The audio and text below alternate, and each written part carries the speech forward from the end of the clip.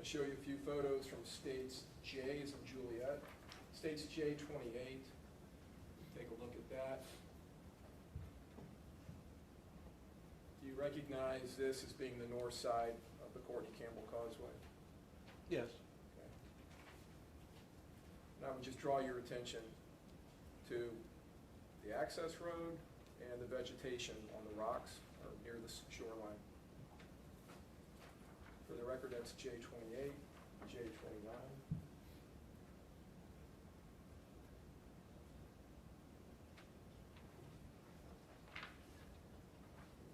J30.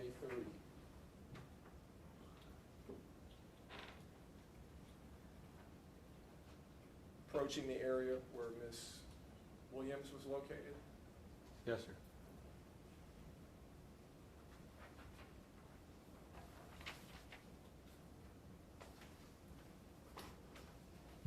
Stage J31.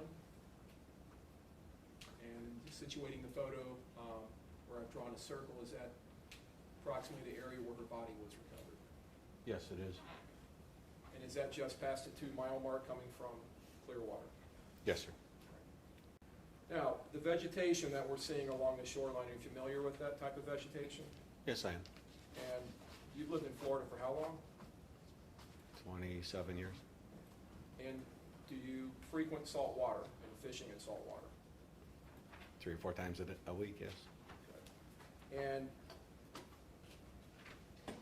were the majority of the trees along the shoreline a certain type of plant that you're familiar with? Yes, mangroves. Is that a plant, in your experience, that's commonly seen around salt water Yes. and along shorelines right in salt water? Yes.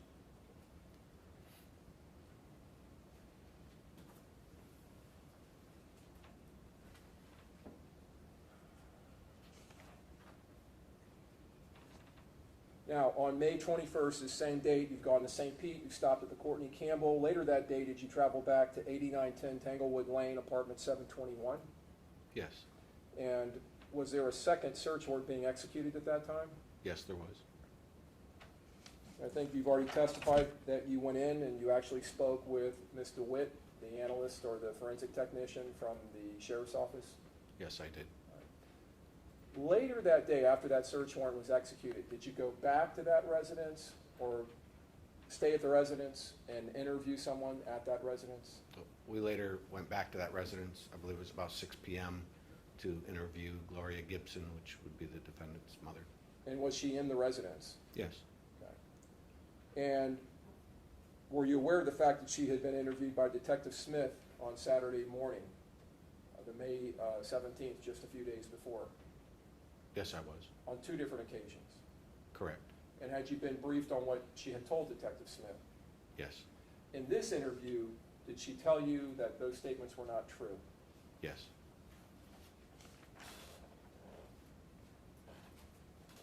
Did she tell you why she lied to the detective on Saturday morning?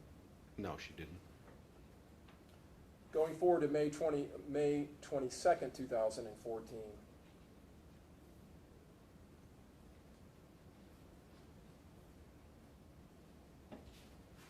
did you make contact again with Miss Kelly, Calissa Kelly? Yes, we did. And after making contact with her, did you travel to St. Petersburg? Yes. Was anyone with you? Detective, or Corporal Staley was Corporal with us. Staley. All right. And did you meet with her? Yes, we did. And were you able to interview her? Yes.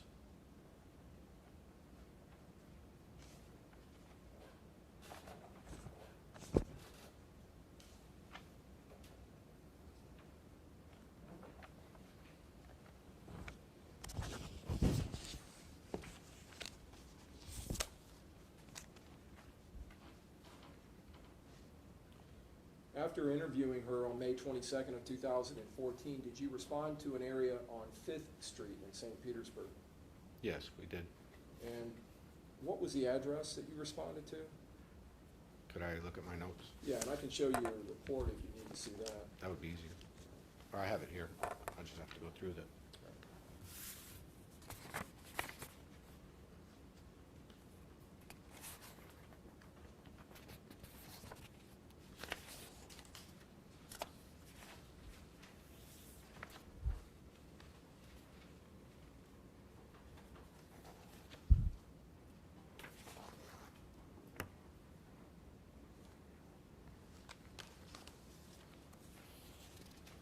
right here if you want to look.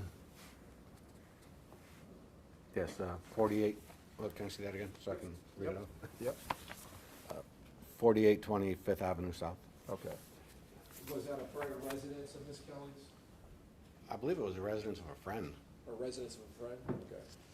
When you went to that residence, did you and Corporal Staley go to an area, I guess, behind the residence or on the side of the residence? In the alley, yes. Okay. It was an alley? Yes. Can you describe it to the jurors? It was, St. Pete has a lot of residences that are on streets, but there's an alley for their backyards. This was actually a pretty wide alley. It looked almost like a street, a little bit wider than most alleys that you see going down residential St. Pete. All right. If you were to compare it to the north side access road that leads down to where Felicia's body was recovered, would it be wider than that paved road or narrower? Oh, much wider, much wider. Would it be wide enough to allow plenty of room on the sides if a car was passing through it? Yes, And did you take note of the vegetation in that alley? yes, And first of all, was the alley anywhere near salt water? no, Did you see any mangroves in that area of that alley? no, I did not. And did you look at the plants in the alley? Yes, we did.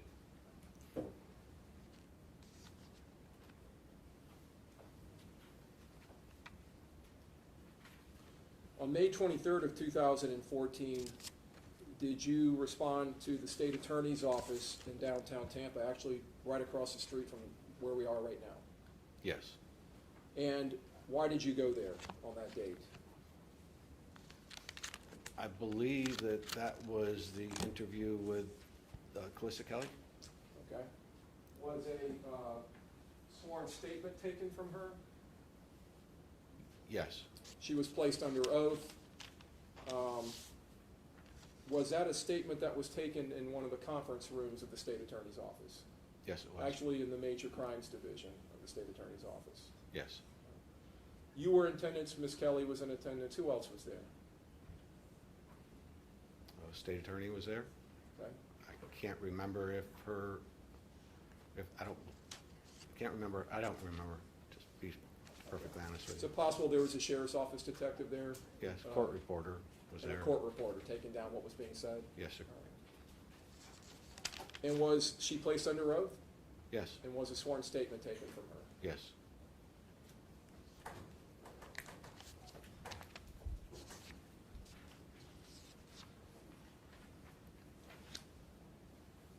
During that statement and through your investigation and interviews with Ms. Kelly, did you obtain a phone number that you were able to contact her on? Yes, I did. Okay. And I can show you the phone number and see if it refreshes your memory as to whether it's the actual phone number. Yes, Okay. And was the phone number a 727 area code? yes, it was. And was it 902-6731? Yes, And after the sworn statement was taken at the state attorney's office, was a search warrant prepared later that day?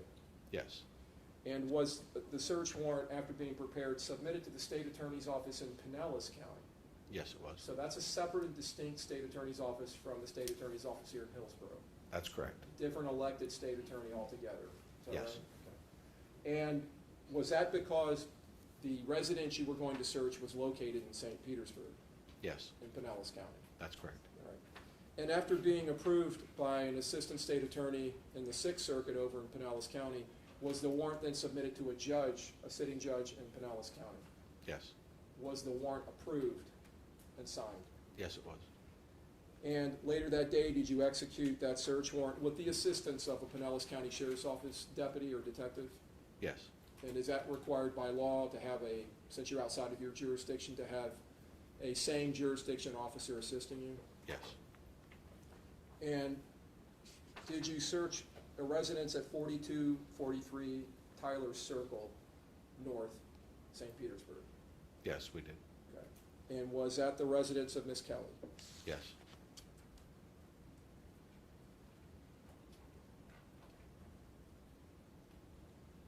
During the search of Miss Kelly's residence, did you locate any evidence relevant to this case? No, sir. Did you locate a item of clothing that Ms. Kelly had identified the defendant as wearing or coming home wearing on the night of the 16th? No, sir. Did you locate any clothing that matched the shirt that he described wearing in his statement? No, sir. The driving distance from 8910 Tanglewood Lane, apartment 720, to the 4243 Tyler Circle, North St. Pete. Have you driven that distance? Yes, I have. All right. And have you checked that distance as far as how far it is? Yes. And how far is that? I think it's about 32 miles. All right. And have you checked at multiple times of the day, if you check driving times between the two distances, the 2 points, Yes. geographic points? Yes, sir. And what would be the approximate driving time in light traffic on a late Friday night? 40 minutes probably.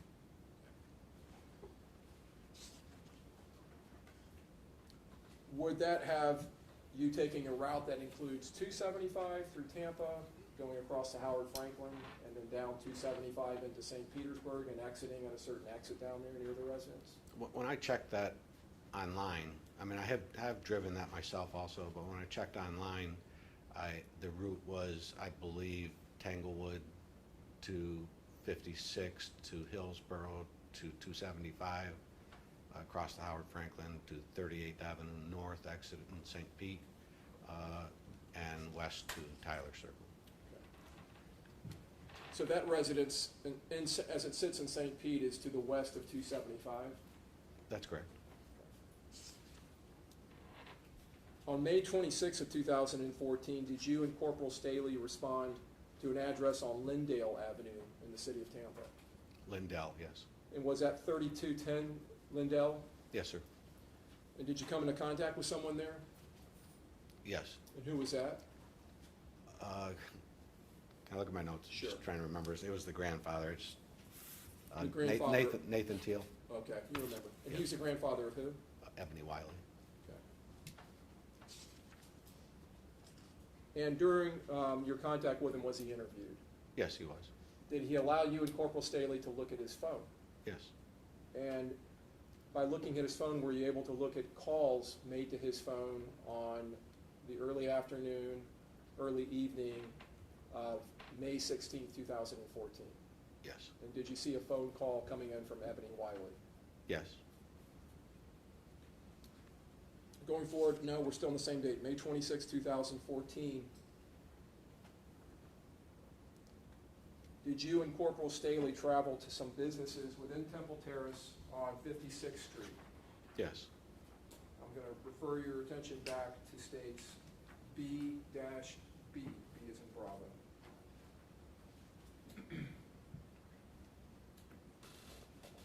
Just to draw your attention, this is the intersection of Bullard and 56. Correct. Do you see the businesses that you and Corporal Staley traveled to? Yes. Let's see if I can move this over closer to you. Can you show us the businesses, or the area of the businesses where you checked? Well, we checked the businesses from, basically from here to Bullard Parkway. Okay. And were you looking for businesses that faced a certain direction? Yes, businesses that face towards Doral Oaks, which is on the other side of those vacant lots. Okay. Did you locate businesses that face that direction? Yes. And what exactly were you looking for? Video. Did you find one business that had a camera facing that direction? Yes. I believe it was a Metro PCS store. Yes. And were you able to find any video from the afternoon or early evening of May 16th? No, we were not. So you didn't find any video evidence going back to May 16th or the evening of May 16, 2014? Well, there was video, but the video cameras didn't go back that far. Okay. They did have video, but didn't go back to the 16th. Correct. On that same day, did you receive a phone call from an individual named Valdemar Vernon? Yes. And did he identify himself as Mo? Yes, he did. Okay. And did that call come into you from Nathan Teals Eboni Wylie's grandfather's telephone number. Yes. And after receiving that call, did you and Corporal Staley respond back to that Lindale Avenue address where Mr. Teal lived? Yes. Did you make contact with Mr. Vernon or Mo? Yes. Did you interview him? Yes. Going forward now to May 28th, 2014, did you have contact on that date with FDLE forensic analyst Connie Bell? Yes. And after speaking with her, did you come to a determination that you needed to obtain a search warrant for Eboni Wylie's cell phone? Yes. So my question is, Ms. Wylie has given you consent to search the phone. Why are you now going to obtain a search warrant? In speaking with the analyst at FDLE, she advised me that in order to get certain information off of Ms. Wylie's phone, they were going to have to take it apart, possibly solder some, whatever they do for their forensic analysis, and that there was a possibility that the phone may be damaged from what they do. I spoke with my supervisors and we decided to get a search warrant just in case something like that would happen. Okay. So did you prepare a search warrant? Or Yes. was a search warrant prepared Yes, sir. for that phone? Yes. And was that reviewed by a prosecutor here at the State Attorney's Office in Hillsborough? Yes, it was. And was it then reviewed by one of the judges here in Hillsborough County? Yes. And was it approved? Yes. On May 29th, we're going forward now another day, 2014, did you actually receive the requested videos from ATSOL, the red light camera company? Yes, I did. And did you receive in smaller sections video for most of that day? I think there were 31 files that were sent. 31 files. I believe so, in that area. And did each of those contain date and timestamps as far as when the video started and when they ended? Yes. And were those videos that had been recorded by cameras mounted at the two separate intersections that we already discussed? Yes, sir.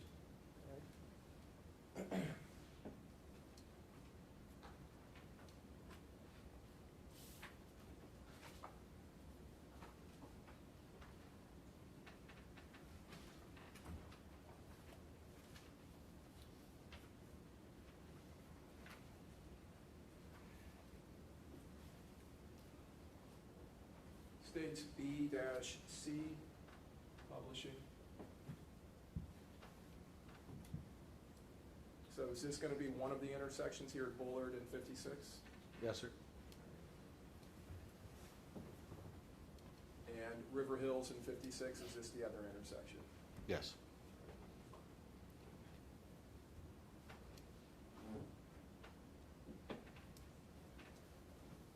Did you and another officer from the Temple Terrace Police Department, Officer McCumber, go through those images and locate images of the Lexus GS400 that belonged to Calissa Kelly? Yes. And did you locate it traveling through those intersections at different times on May 16, 2014? Yes. And by utilizing the timestamp that the video started at, were you able to take a still photo from those videos and record the actual time that the car is seen in that video on the date of May 16, 2014? Yes, sir.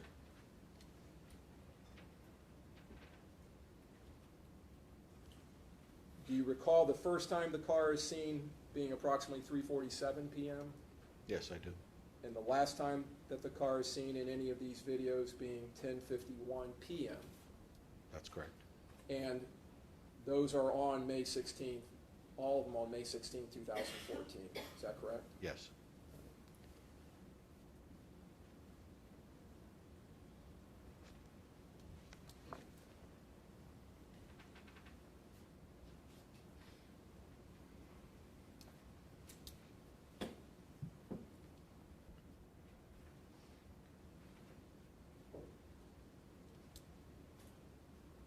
At 3:44 p.m. on May 16, 2014, was the Lexus seen traveling northbound on 56th Street through one of these intersections? Was it 344 or 347? It may be 347.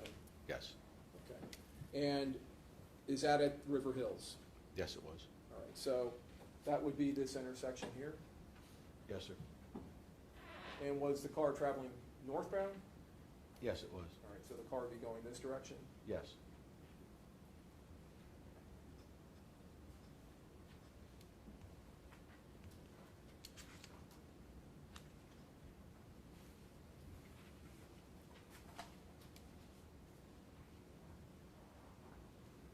I'm going to show you what's been marked as states. F is in Foxtrot, 1 through 7. So you can take a look at these.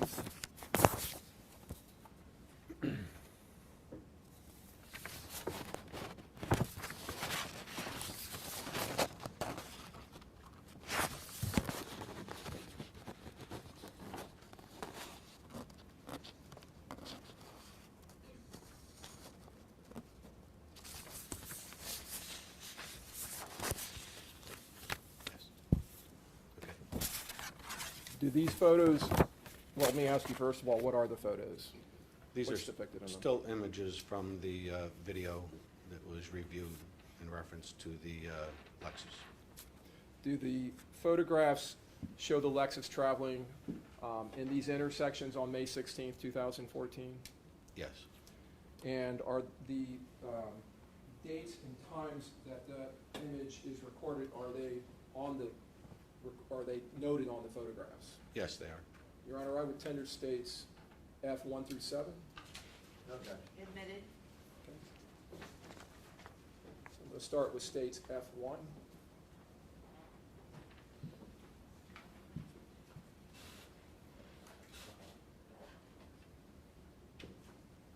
And I'm removing states B-C. Looking at this in an overall, does that appear to be a sheet that contains 6 video images? Yes, it does. And in each of those photographs is the Lexus GS400 seen traveling in one direction or another Yes. at either the River Hills in 56 or the Boulder Parkway in 56 intersections? Yes. And are the time periods for each of those photographs indicated for each photograph? Yes.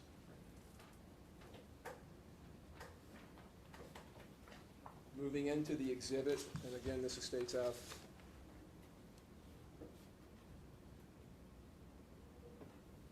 We'll start with states F2. What intersection is this? That is the intersection of North 56th Street and River Hills Drive. I'm going to leave the face sheet up here with you, which is states F1. Is this the first image in time on the date of May 14th where the Lexus is detected? Yes.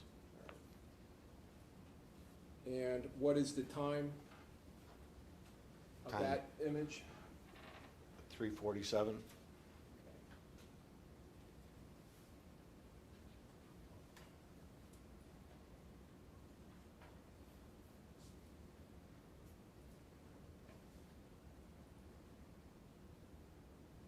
Down here on the bottom of the image, is this the date and year?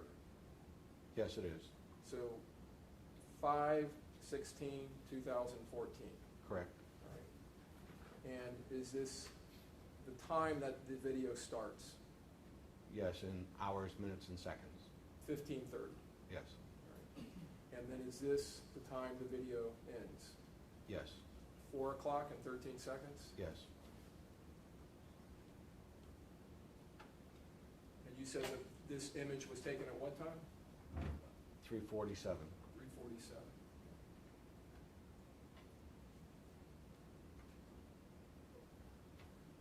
Is this North 56th Street that I'm drawing the arrow on?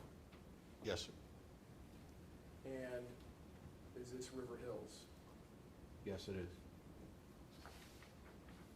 Republishing states B-C.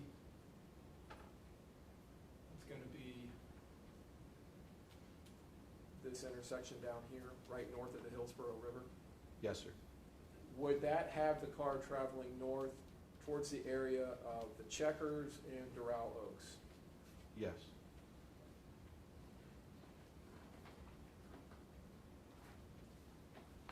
States F3.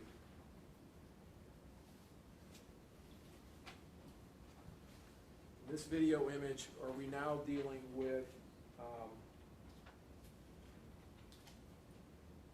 video taken from 5 o'clock and 16 seconds to 6 o'clock and 12 seconds? Yes, And that's indicated down here on the bottom of the frame. yes, This date here, is this the date that that was produced to Yes. you, or recorded by the company and produced to you, yes, put onto another digital format? yes. What time was this image taken? 5:26 p.m. And is this the Lexus? Yes, it is. Actually, just to be clear, because we didn't really cover it, it states F2 from 3:47 p.m. Is this the Lexus heading northbound on 56 through the River Hills intersection? Yes, sir.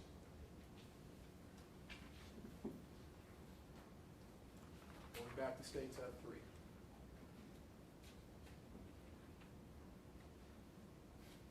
Is this the same intersection? Yes, it is. And can you point out the Lexus for us? Okay, so I'm going to circle it. Now, is the Lexus in a drive-through lane or a turning lane? Turn lane. Is that a committed turning lane? Yes, All right, so if you go straight through here, you're going to be going onto the sidewalk. Is that correct? that's correct. There's no continuation of that lane up here. No, sir. In your other picture, there's actually a turn arrow there that car is over the top of. Okay. States F2, you mean this arrow here? Yes, sir. Okay. So that's a committed turn lane. And does the Lexus turn there?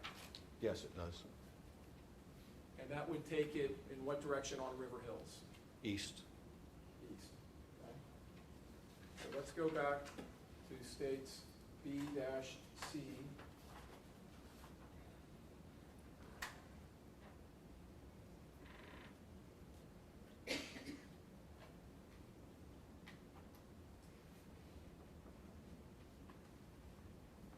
Would that have the car turning in this direction on River Hills? Yes, it would. Are there access roads back here either on Springdale or Bahamas Avenue that take the car back into the Doral Oaks apartments? Well, yes, there are.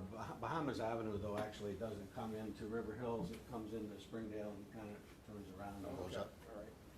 So Springdale does lead back into Doral Oaks. Springdale does, yes.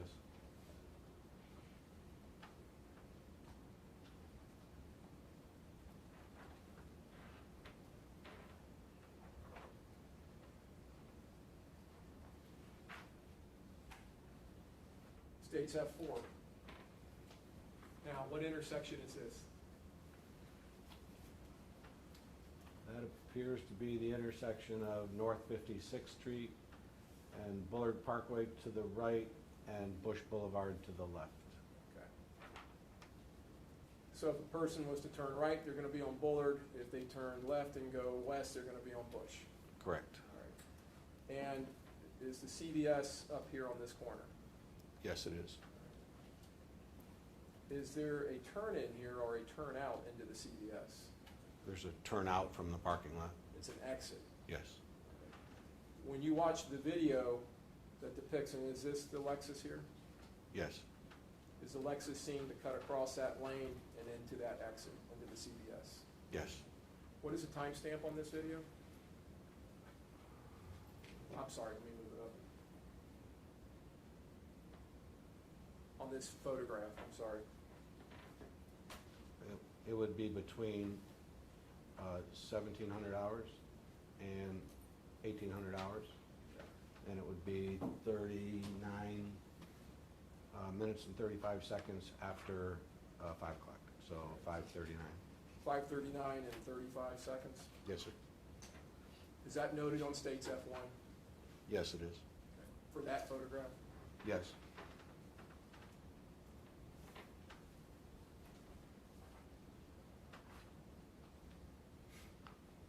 States F5.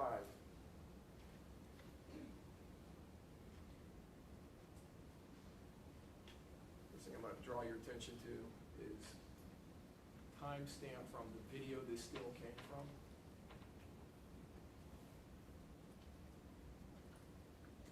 Does this appear to be from 4 to 5 o'clock?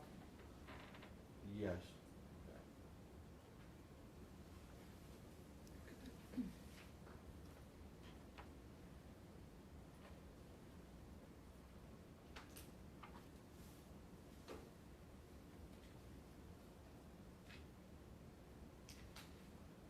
Is this the Lexus here? Yes, it is.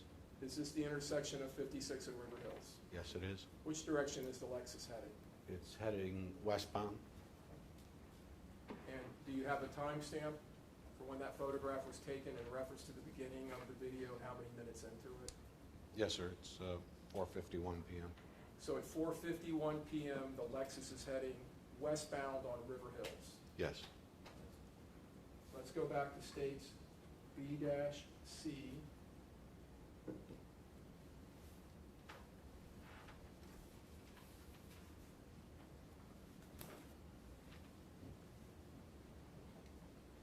Do you see the intersection of River Hills and 56?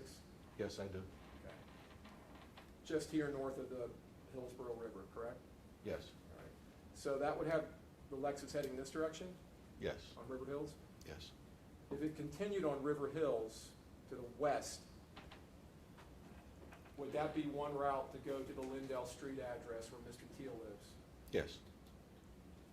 into East Tampa? Yes.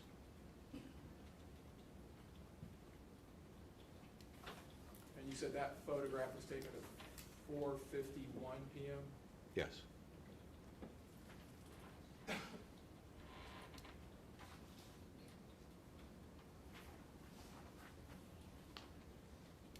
States F6. Is this going to be the same intersection?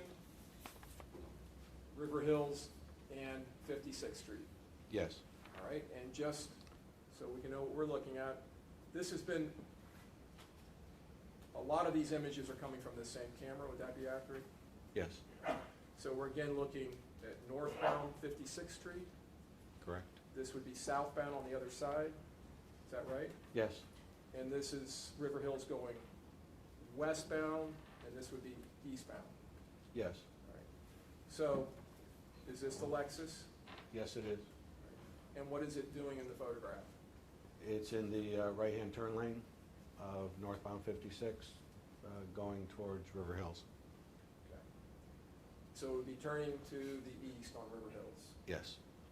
So let's look at the video time periods that this came from.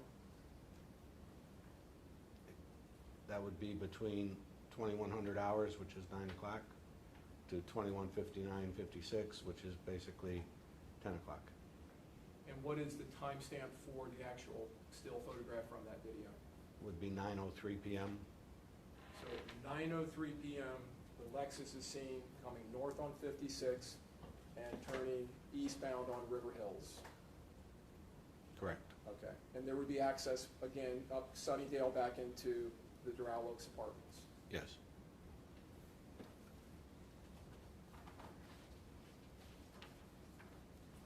And finally, states F7.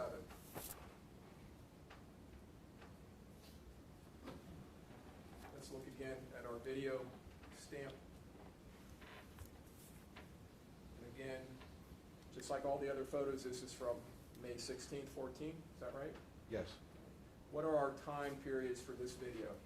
2200 hours to 22:59. Okay, so 2200 to 22:59. Yes. So that's 10 o'clock to 10:59. Yes.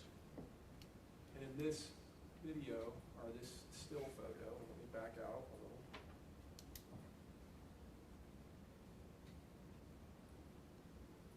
Is the Lexus seen here? Yes.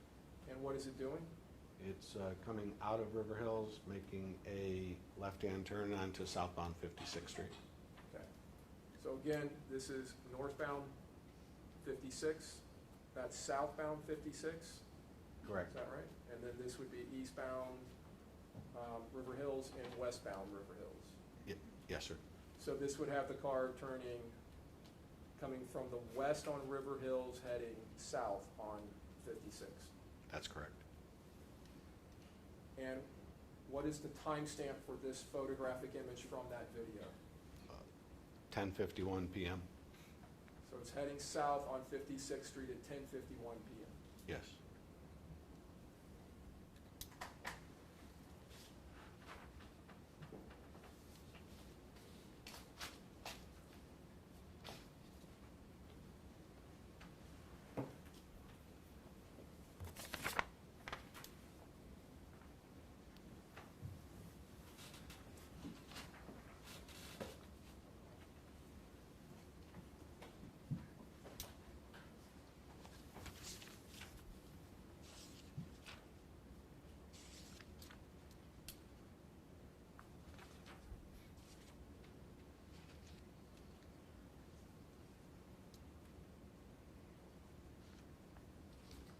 Through your investigation in this case, and we've talked about when you received the defendant's cell phone records,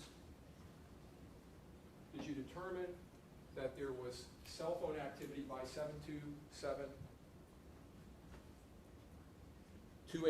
727-288-3413 occurring on or near the Courtney Campbell Causeway between 11 p.m. May 16th and up to a little past 12 a.m. May 17th, 2014? Yes, sir.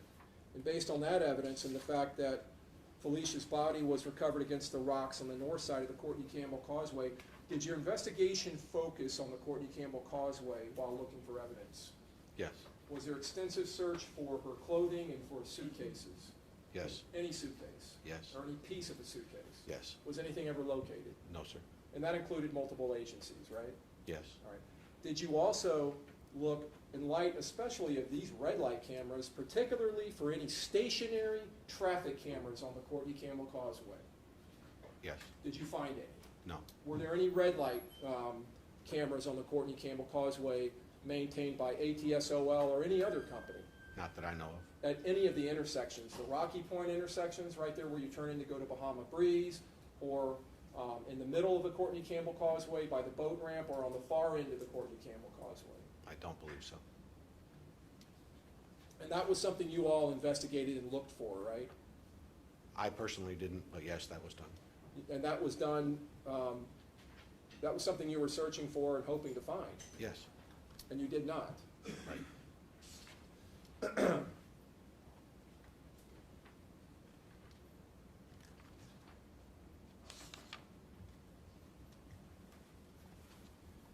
Did you determine whether there were any cameras maintained by any government agencies or law enforcement agencies on the Courtney Campbell Causeway, any stationary cameras? Didn't locate any.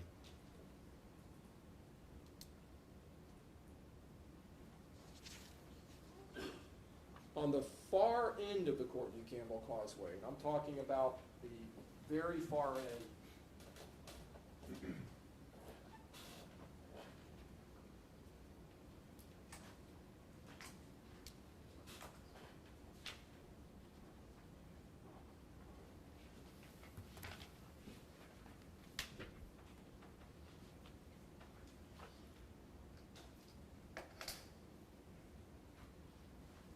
I'll show you, just briefly states J45. Draw your attention to this photograph. On the far end, on the Clearwater side of the Courtney Campbell Causeway, all the way down in this area here where the Courtney Campbell becomes Highway 60 and starts proceeding up into Clearwater towards US 19, right before the intersection or right before the overpass of the Bayside Bridge and McMullen Booth over Highway 60, is there a Sunoco station down here Yes, there is. on the mainland? Yes. All right. And did you all investigate and go to that Sunoco station to determine if they had any videos? I did. All right. And did you order videos from that company, from Sunoco? I did. Were they reviewed? Yes. Received and reviewed? Yes. Was any evidence located? No.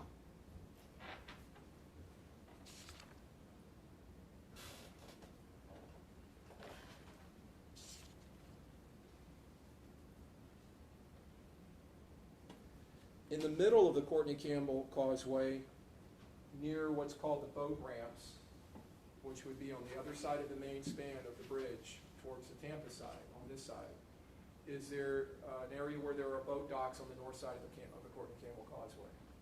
Boat ramps, yes. Did you all discover there was a business there that went by the name Causeway Bait and Tackle? Yes. And was that a building or some type of motor vehicle? It was like a trailer. Did you all make contact with the owner and employees of that business? Yes, we did. And did you obtain a DVR system from them where they had cameras on that RV or mobile home that they use for a business? Yes. Did you review the DVR or was it reviewed? Eventually. Did it go back to the 16th? No, it didn't. And was it submitted to the Florida Department of Law Enforcement's digital forensics section to see if they could recover any images from the 16th? Yes. And were they able to? No.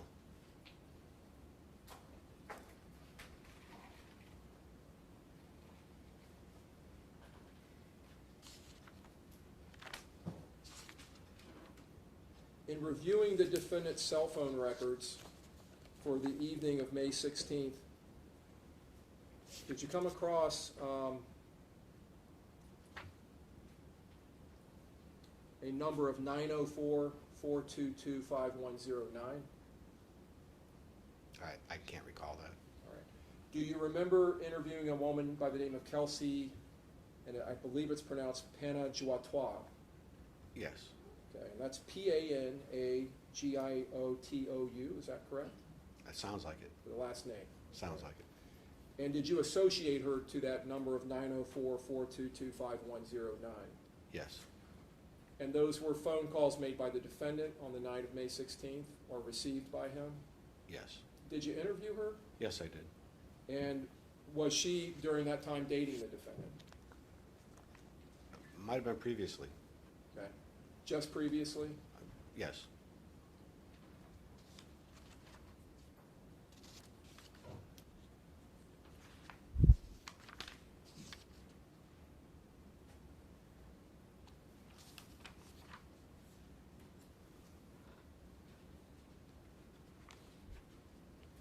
Were you made aware that in the defendant's, or in the motor vehicle the defendant drove to the Advanced Auto Parts store, that there was a suitcase recovered in the rear seat Yes. of the car? Correct. GS400 Lexus? Yes. And was that suitcase impounded and stored at the Temple Terrace Police Department? Yes, it was. Did you at some point check that out? Yes, I did. Why did you do that?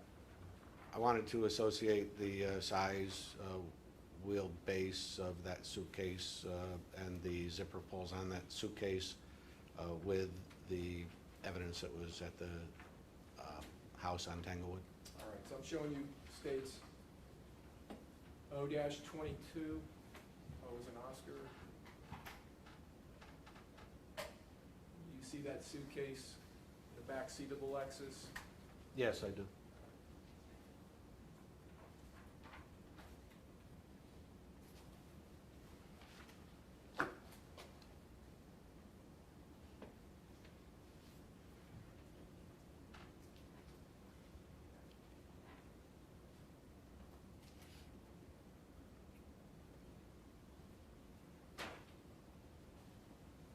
When you took the suitcase out, did you measure it and photograph it? Yes, I did.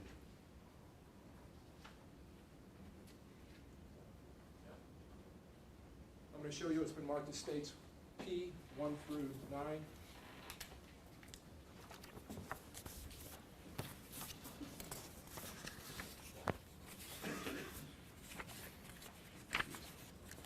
So these appear to be the photographs you took of the suitcase that was recovered from the back seat of the Lexus?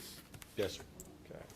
And did you photograph different areas of the suitcase? Yes, I did. Do the photographs accurately depict the suitcase as it appeared when you examined it, took it out? Yes. Your Honor, I tender states P 1 through 9. Any objection? No, Your Honor. Admitted? States P 1, P as in Papa. What does that photograph show? Shows one of the wheels on the suitcase.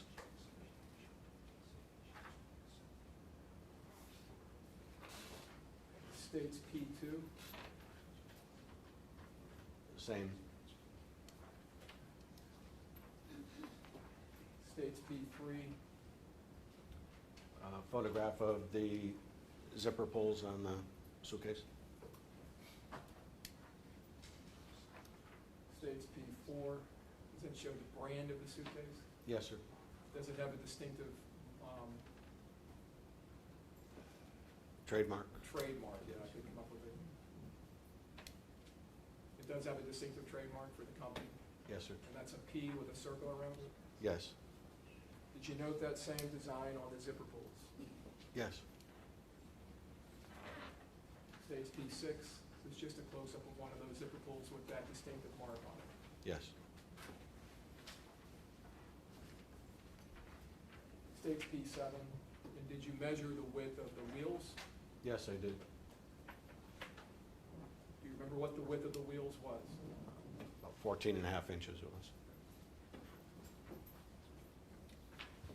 States P8, the height, did you measure the height of the suitcase? Yes, I did. Do you remember its height? No, and it's a little too blurry to see that. Let's see if I can zoom in on the top part. Looks like 27 inches.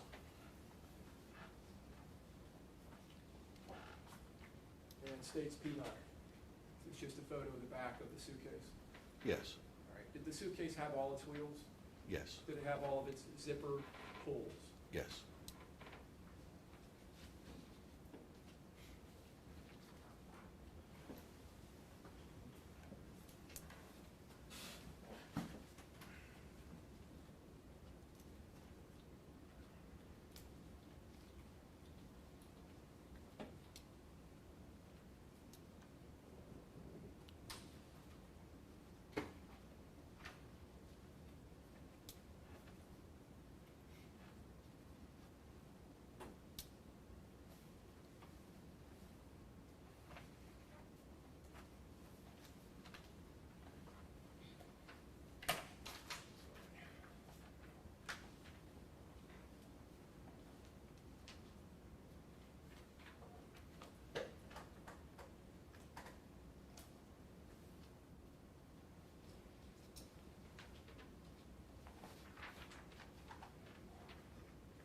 States C84.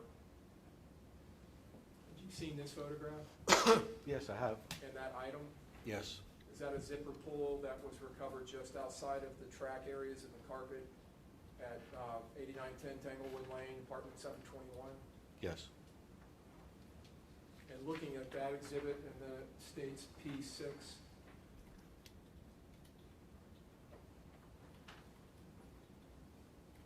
did they appear to be the same brand of zipper pull? Yes.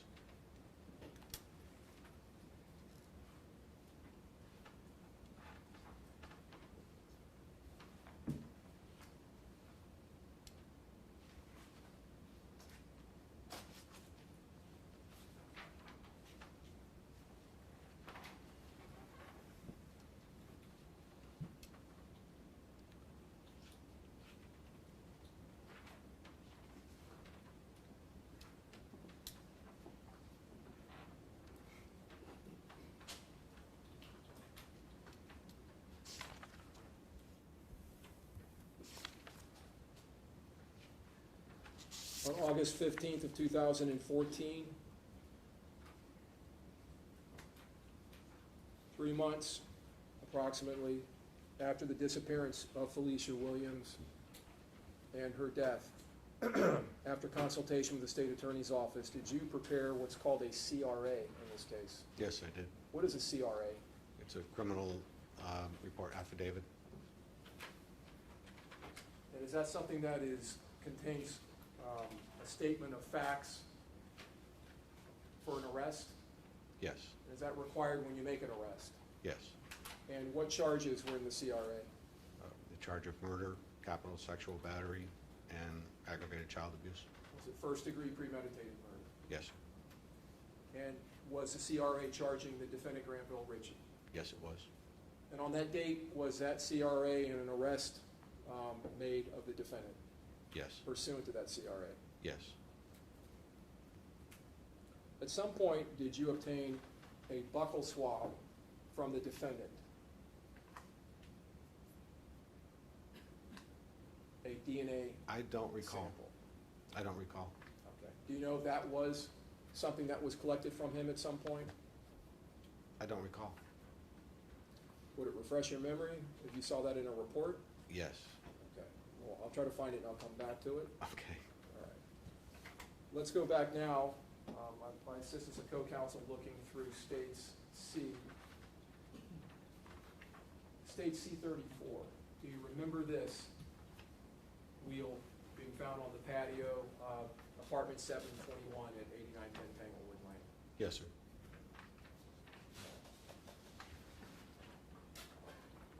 States P2. Comparing it to your photograph of the wheel from the suitcase in the back of the defendant's car, did they appear to be the same type of wheel? Same type, yes.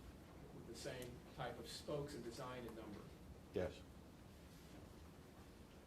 Is that one of the reasons or the main reason you had taken the suitcase out of evidence and photographed it and measured it? Yes.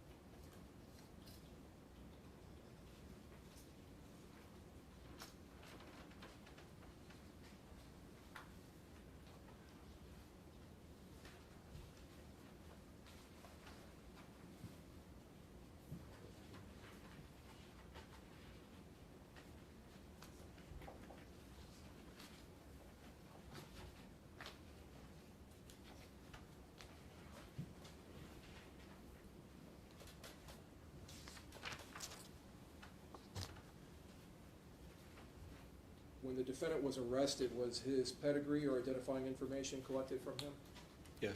What was his date of birth? Or what is his date of birth? I believe it was 12/5/78. I'll confirm that with my report. Yes, 12/5/78.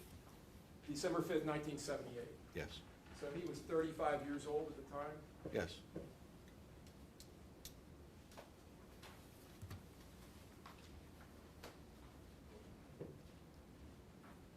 States D. Does that appear to be a photograph of the defendant at the time of his arrest? Yes. Your Honor, I would tender States D. Any objection? No, Your Honor. Submitted. Publishing.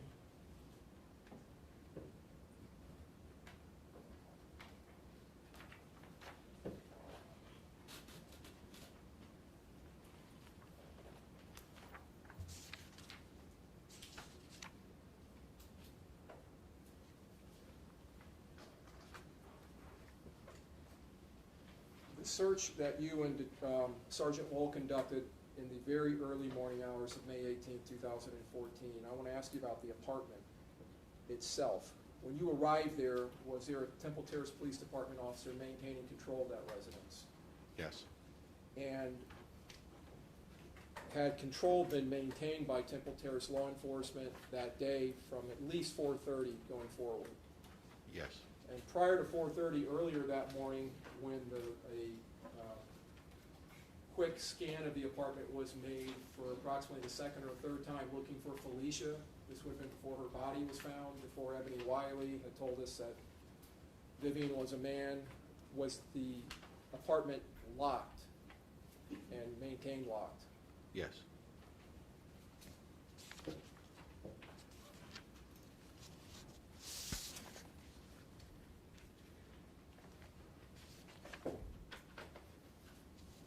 In the weeks after the murder and the recovery of Felicia's body from the Courtney Campbell Causeway, we talked about the ongoing searches for a suitcase and for her clothing.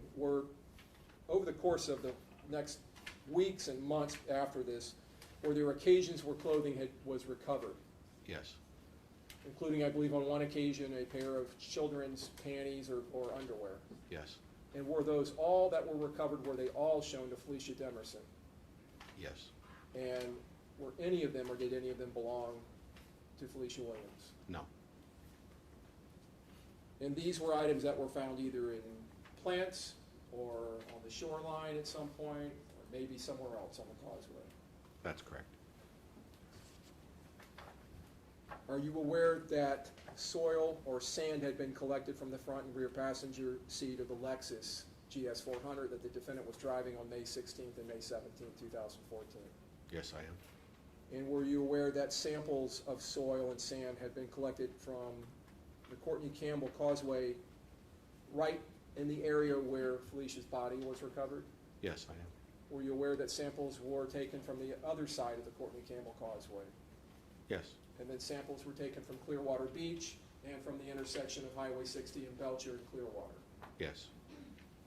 Were all of those samples, along with the sand that was recovered from the GS 400 Lexus, were they all taken to the University of South Florida at some point to a scientist that works there at the University of South Florida? Yes. And would that be Professor Dr. Christian Wells? Yes, it would.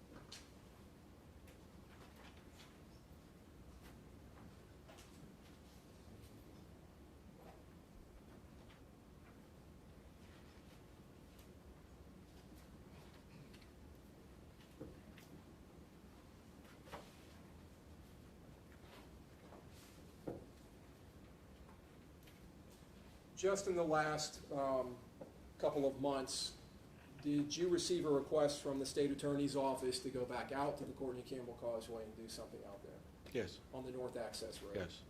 And did you and now Captain Mike Lowell travel out to the north access road of the Courtney Campbell Causeway? Yes, we did. Now, the access road where Felicia's body was located, or just south of where her body was located, is that a westbound only road? Yes. And would the entry to that road be quite a distance away from her body back towards Tampa, back to the east? I think it was about a mile and a couple of tenths. Okay. And then past her body, if you head west, would be the exit from that road back on to the westbound lanes of the Courtney Campbell? West or east. West or east. There's a place there where you can actually do a U-turn and come back east. Yes, sir. Did you and Captain Lowell actually go out to the northbound access road? Yes, we did. And did you perform a drive of that road while videotaping that drive? Yes. And did you do that twice? Yes. Did you drive from the entry point down to where Felicia's body was located? Yes. And the two times you did that, and you were videotaping, where was the video camera? The first time we did it, Captain Lowell was driving. I held the video camera up and just above the dashboard as he drove the route. All right. And then the second time?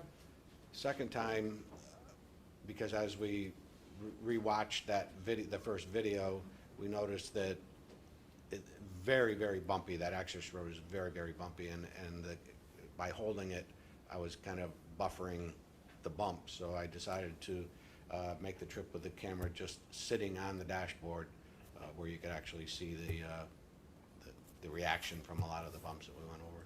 Now, you've mentioned the access road is bumpy. Are there portions of it quite frequently as you're going down that road where there are either raises in the road from associated roots from trees or from other items? Very much so, yes. And are there ruts on the south side of the road? Yes. And it is a one-lane road? Yes. And what is the speed limit on that road? I don't recall there being one. Because of the conditions of the road, to keep, I guess, to protect the car from damage, are you forced to drive at a slower speed? for sure, yes. And the area of the access road, you had been out there around the time that Miss Williams' body was located, correct? Yes, And has the area changed in any substantial way? yes, it actually had. Okay, and how? The first time I went out there with Corporal Staley, we actually, the mangroves were overgrown quite a bit onto the access road. This time when we went out, it looked like somebody had taken a vertical cutter and went down the access road and kind of cut it back to the actual side, or pretty much to the side of the road. Okay. And it looked like it had been pretty recently done too. Other than that, was everything pretty much the same as far as the condition of the road, the bumps in the road, the lights in the road? That's always been that way, extremely bumpy.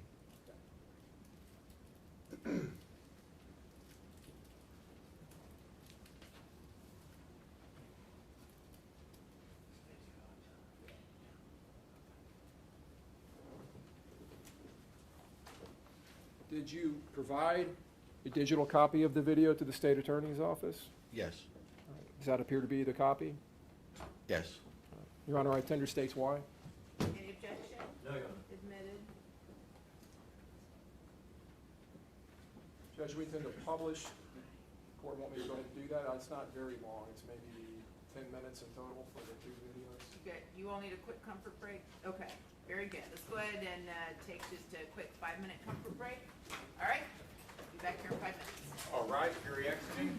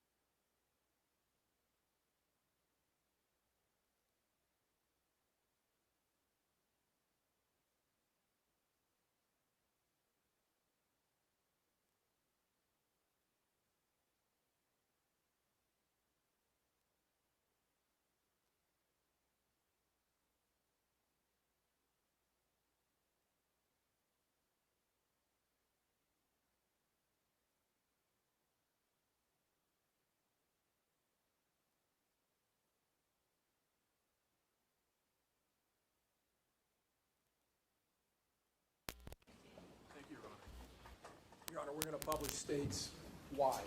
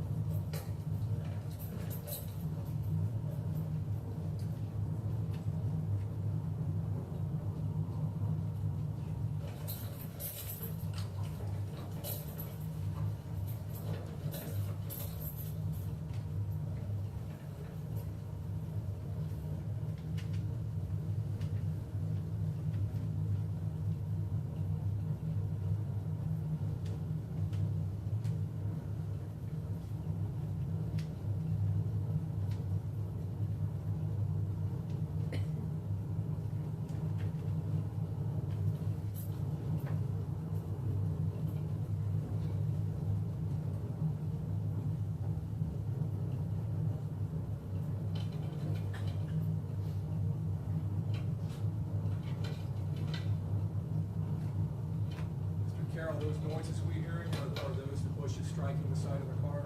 Yes, sir. Is Captain Lowell attempting to keep the car on the paved road Yes. versus trying to go off to the left and avoid the plants? Yes.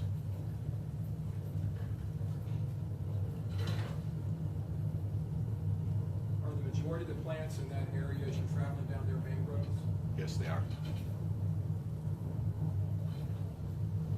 And you've testified earlier that they are much more cut back than they were around the time that her body was found? You can almost see up to a certain level that it looks like it's cutting, and towards the top, they kind of hang out a little bit, so it appears like they were cut.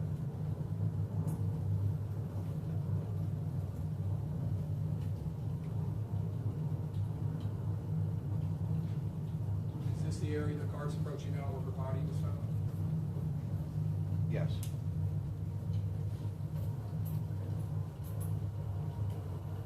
Now, in that video, were you holding the video, holding it up like that? I believe so. Now, we saw the car, we heard noises as the car was moving and saw the video going up and down. Was that over the ruts and the bumps that you were talking about? Yes.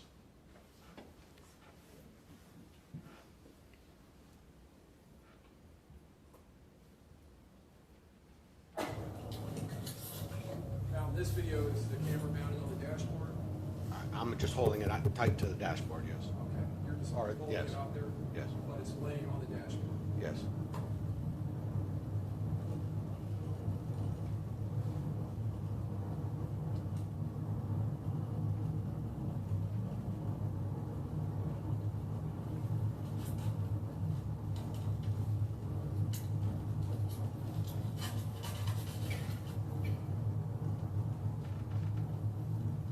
Do you see a mile per hour marker on the road? Yes, I do now, but I didn't recall that. What was it? 15. For the record, we all saw it.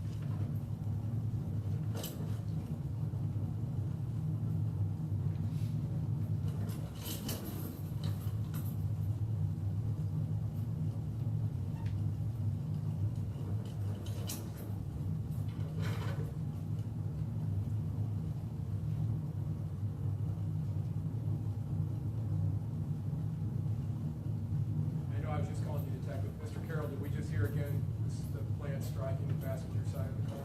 Yes.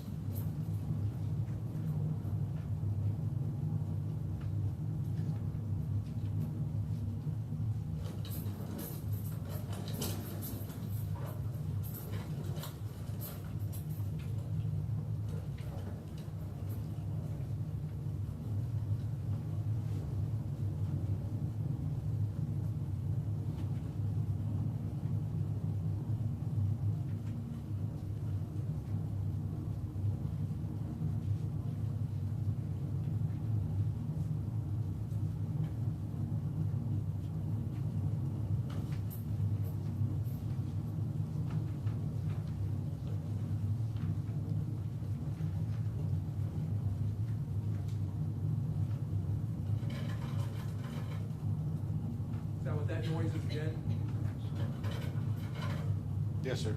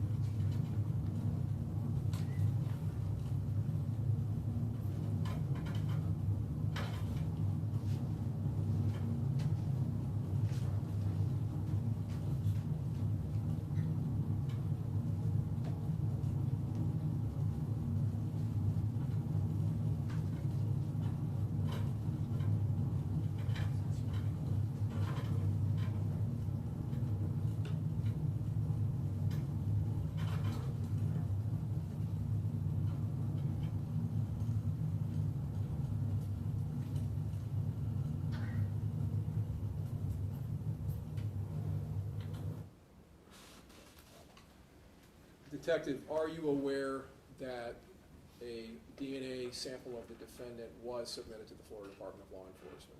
Yes, I am.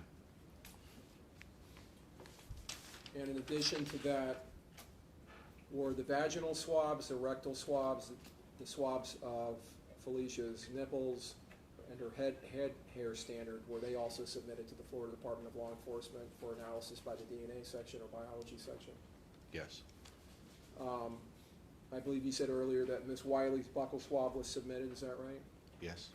Was there a swab taken from the driver floor mat of the Lexus that was also submitted to the FDLE? Yes. And a blood specimen of Felecia Williams that was taken by the medical examiner's office in Pinellas County? Yes. Was that also submitted to the Florida Department of Law Enforcement? Yes. Was there hair that was recovered in the trunk of the GS400 Lexus that was submitted for analysis? Yes. Fingernail scrapings and clippings from Felecia Williams, were they also submitted to the FDLE for analysis? Yes. And swab A and swab B from the countertop within 8910 Tanglewood Lane, apartment 721, was it also submitted? Yes. Okay. And a towel from the hall closet that was recovered by crime scene technician DeWitt, was that also submitted Yes. for analysis? Yes. and the cigarette butt that was recovered from the south shoulder area near where Felicia's body was located, was that submitted for DNA analysis? Yes. And the broken zipper that was found near the track marks in the, or drag marks in the carpet of apartment 721, was it also submitted to the FDLE for analysis? Yes. I'll tender the witness, Your Honor. Okay, cross.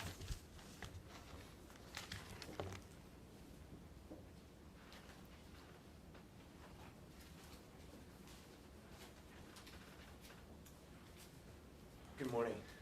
Good morning. The video that we just looked at, do you recall the date that that was recorded? No, I don't. Okay. I think it was on the file. Okay.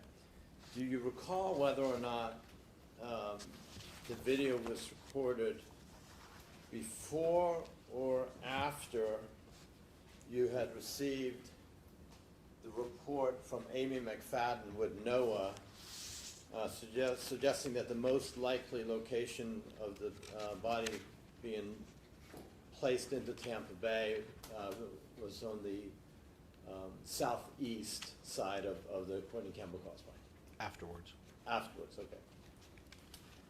But the video is strictly the north side of the northwest side of the Courtney Campbell Causeway, is that fair? Yes. Did you also do a video of the southeast side of the Courtney Campbell Causeway, the service road there? No, sir. Okay.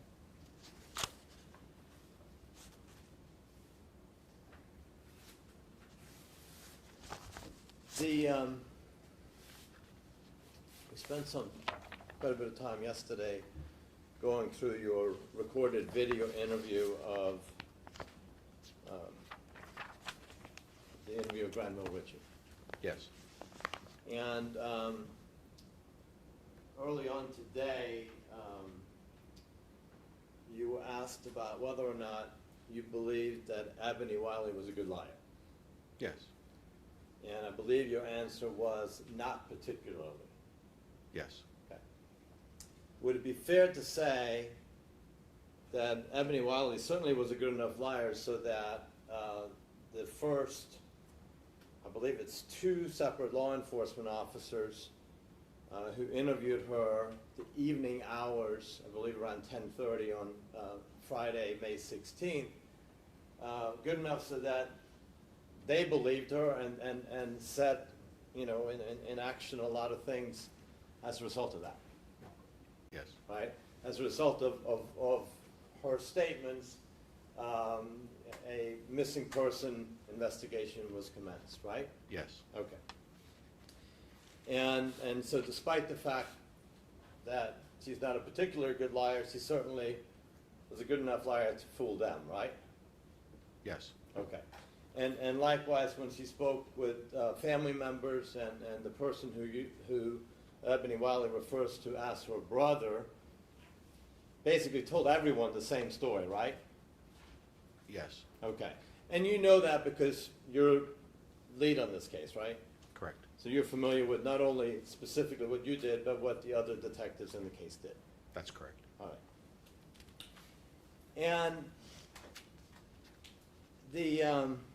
when you first interviewed Granville Ritchie,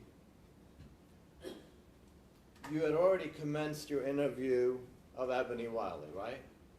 Yes.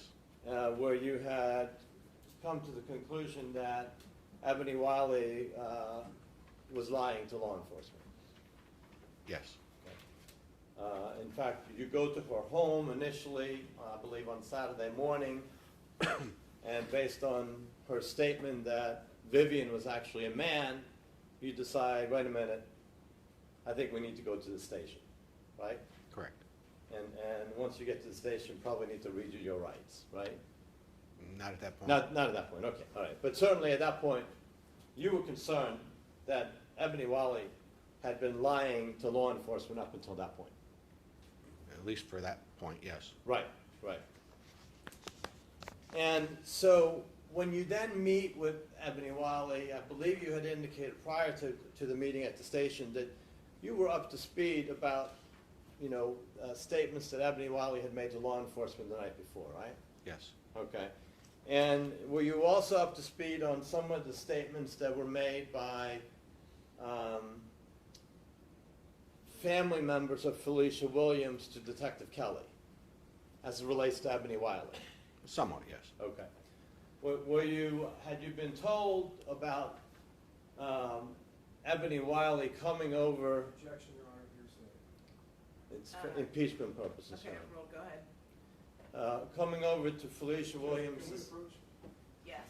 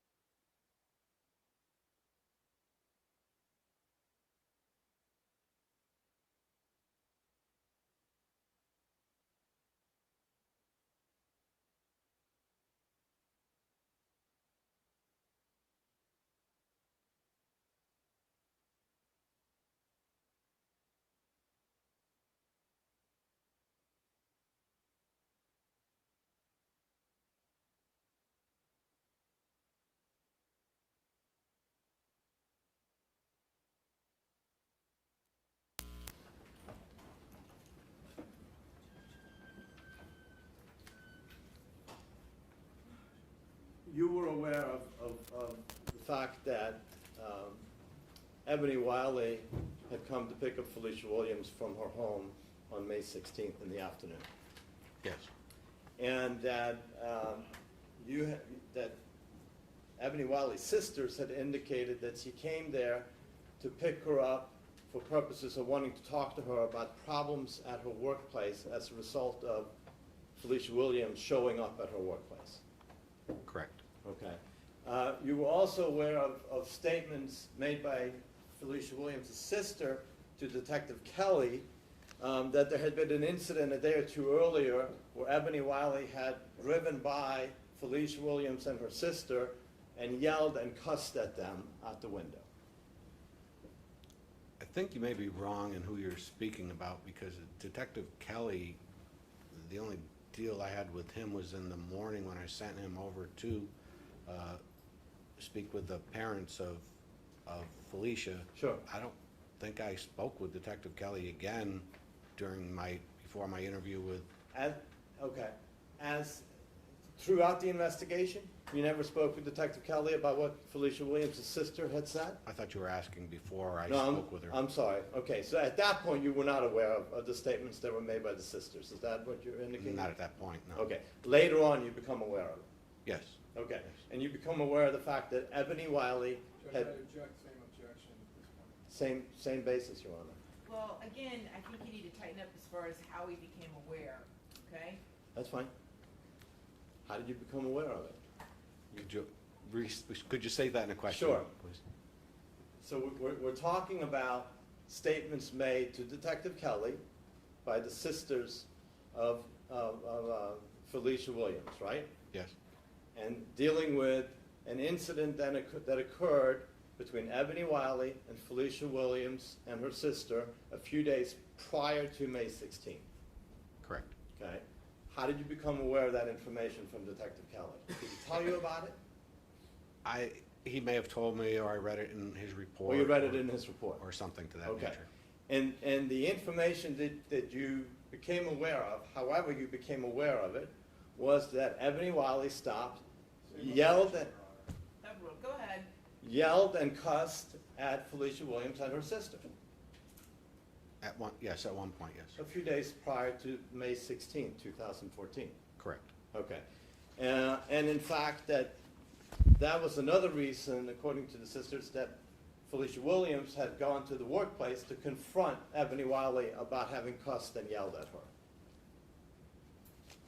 I guess. Well, no, if you don't remember, you don't remember. I remember reading about that, but I don't remember if that, I remember what you're talking about. Okay. But I don't remember if that was one of the reasons that they did. I thought the reason was because she went to her workplace.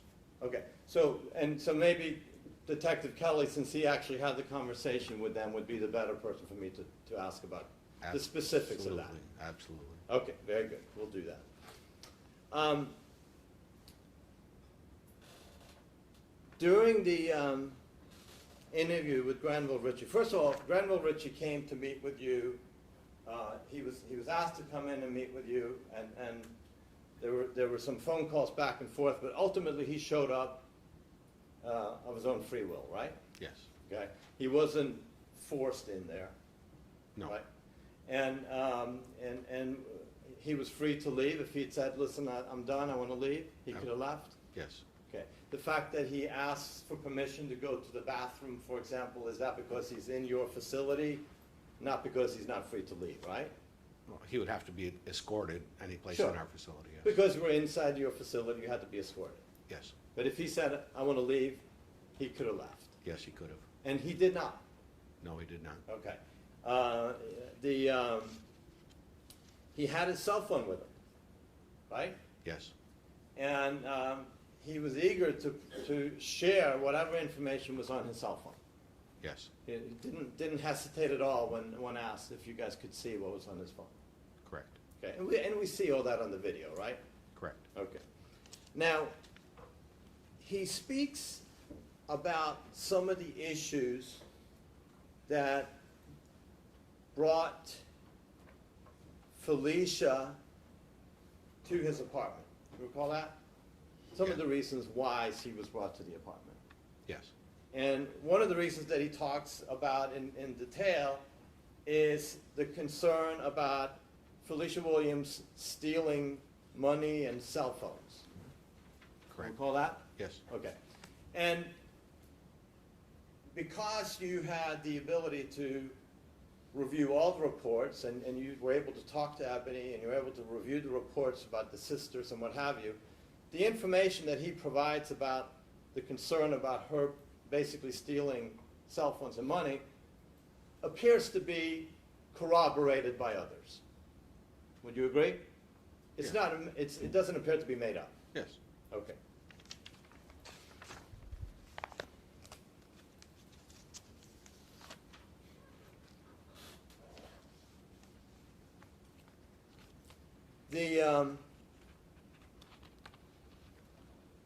He indicates to you that Eboni tells him that the reason that she wants to talk to Felecia Williams is because she sort of wants to take her under her wings, right? Correct. And that's also consistent with what other information that you learned in this case, right? Correct.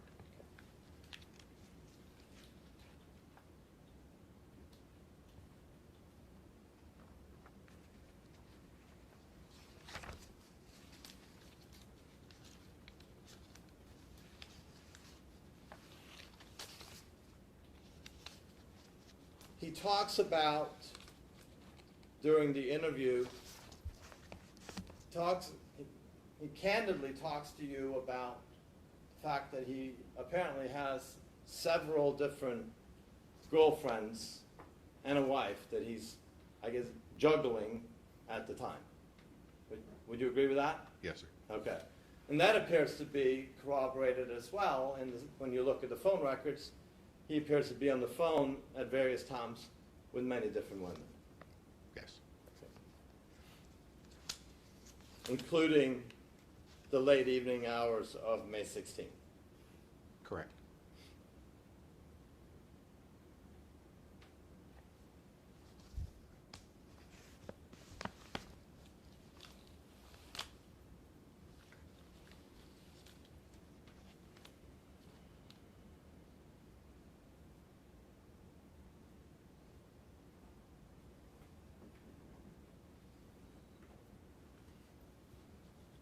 On several occasions, he's asked to provide phone numbers to you of various individuals.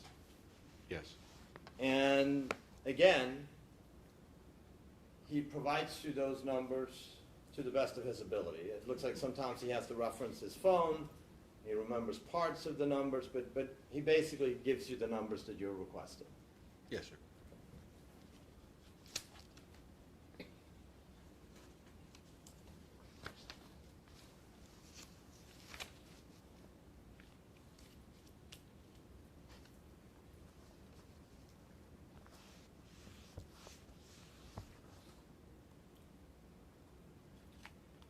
the statement about going to Felecia Sassa after dropping off Eboni Wylie the evening of May 16th, that does not appear to be corroborated by the cell phone tower information. Is that fair? That's correct. Okay.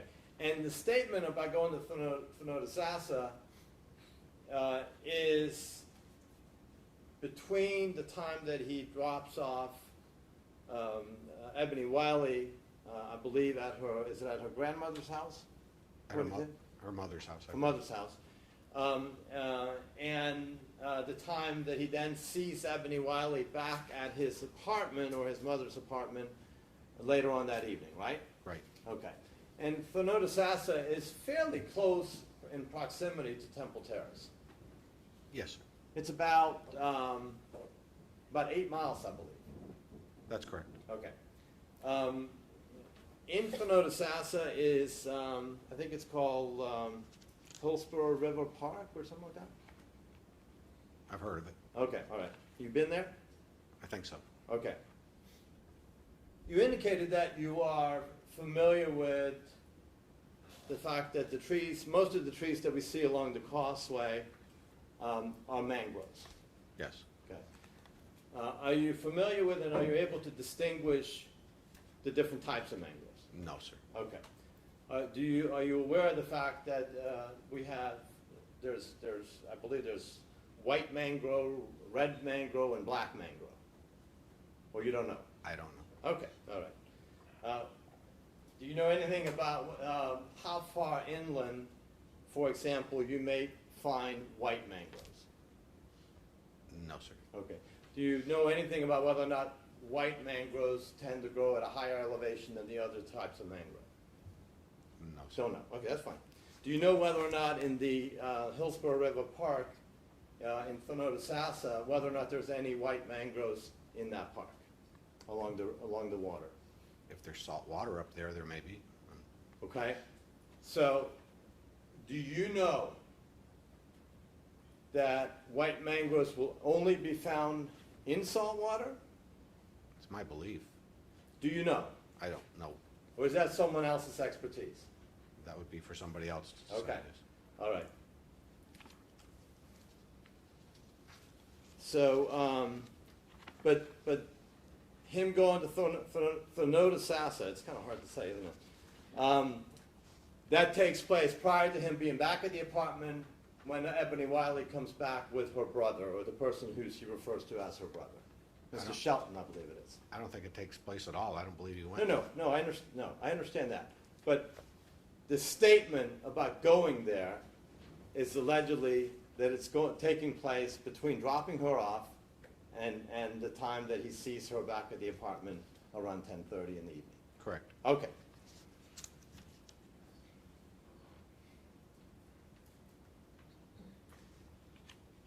Clearly he is troubled in the interview by the fact that he left his girlfriend, Calissa Kelly, sort of stranded as he decided it was more important to come and meet with you guys. Yes. Right.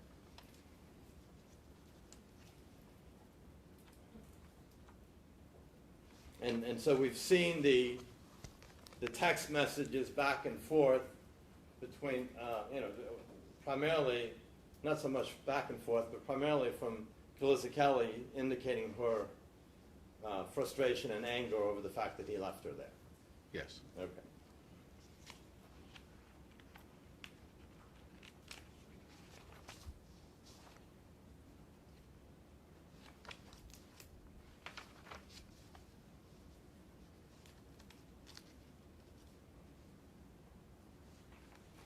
It appears that initially, when you asked, or early on in the interview, when Granville Ritchie is asked, if you guys can not only look at his cell phone, but you're asked if you can take it and download the information from the cell phone. You recall that? Yes. Okay. And in fact, he's like, sure, you can take it and download the information, right? No hesitation. Correct. Okay. And then it appears can't remember if it's yourself or the other person who was there with you, who comes back and says, it's not working, we're not able to download it. Is that, am I remembering that correctly? I think they said they didn't have a way to take the pictures or something of it. Okay, well, okay, I thought maybe they came back and said it wasn't working right, so can we do screenshots instead? Correct. Okay, all right. So, because you guys have this device that normally you can basically download all the information, right? No, sir. Well, I don't have it. The Oh, FDLE your had- department doesn't have it? No, sir. Oh, okay, all right, I misunderstood.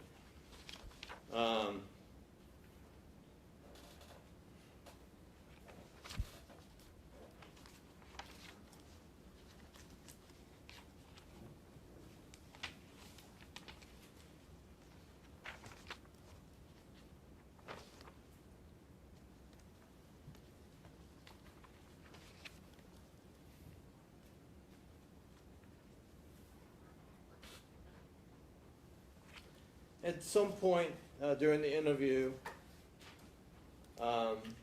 you asked,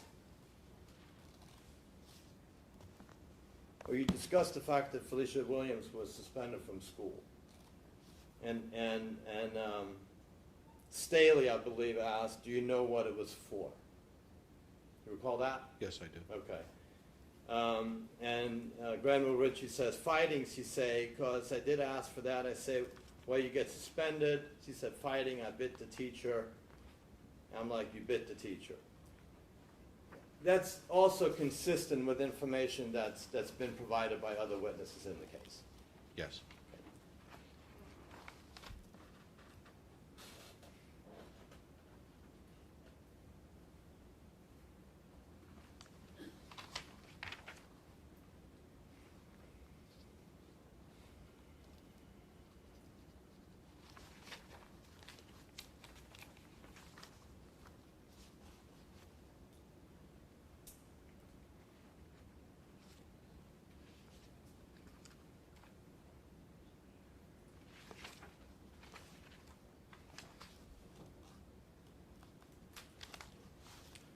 You asked Granville Ritchie about why people call him Trevor, right? Yes. And he basically, his response is, my government name is Granville Ritchie, but people call me Trevor. That's correct. Yeah. Not necessarily unusual for people to have nicknames that family and or friends refer to them by. That's correct. In fact, not unusual for someone who has a nickname who actually uses it when he or she introduces himself or herself to others. Correct. Okay.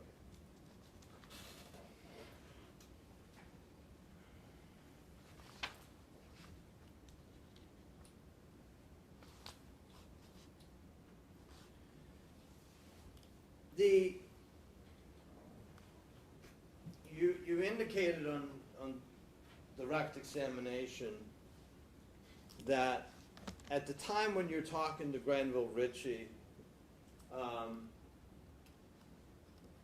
that there's no indication of any type of sexual assault, right? Correct. Okay. Would it be fair to say that when you're talking to Granville Ritchie, Felecia Williams has been missing for many, many hours, right? Correct. There is a concern that Felecia Williams has been harmed, right? Right? Possibility, yes. I mean, you've already determined that Eboni Wylie lied, right? Yes. About the circumstances of her disappearance, right? Yes. Okay. So, I mean, you're open for all possibilities, right? I am open. That's the correct term, yes. Sure. I mean, that's what you're investigating, and you're open for all of them. And certainly, one of the concerns would be that she had been murdered, right? Correct. Another concern would be that she may have been sexually abused and murdered, right? It's not an unreasonable concern. That could have happened. Sure, sure. In fact, you indicated, part of you trying to find Felecia Williams is you're looking for video, right? To see if you can find video that shows her walking away from the apartment complex, right? Correct. Okay. because you had statements that she'd walked away. Correct. Okay. You had other officers who followed up on leads where someone had seen a girl similar in size walking towards a retention pond or something like that? I read that. Right. And so you follow up on all of that, right? You have your whole department basically working this case, right? Yes. And you seek assistance from other agencies, Yes. Including Hillsborough County, Tampa Police Department, Clearwater Police Department, FDLE, right? Yes, sir. Okay. And, you know, if you don't have any leads, one of the things that you might do at some point, regardless of whether or not you found Felecia Williams, is, you know, you might have gone onto the FDLE website to sort of look at, you know, sexual predators or sexual offenders that are living within a close proximity of the area, right? That wouldn't be unreasonable. Not at all. Okay, all right. Did you do that in this case? I believe that was done, yes. Okay. Did you do it or someone else did it? I believe it was done. I didn't do it personally, no. Okay, all right. In fact, not only, I mean, you go on that website, they'll give you addresses and names of people within a 1 mile radius, 2 mile, 3, 4, 5, right? Correct. Okay.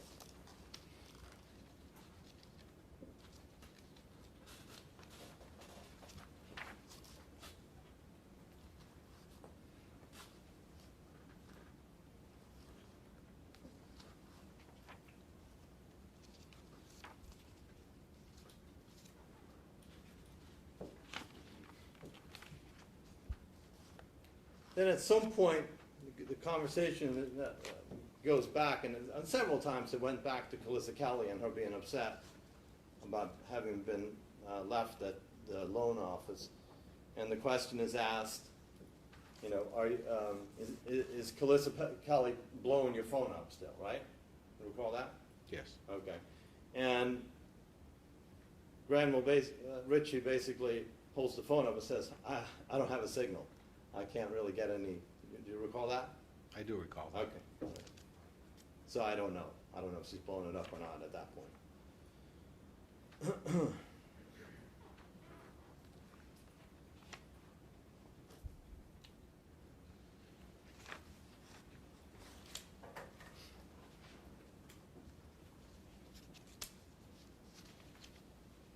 When Mr. Ritchie was asked about the time that he left his apartment, the final time,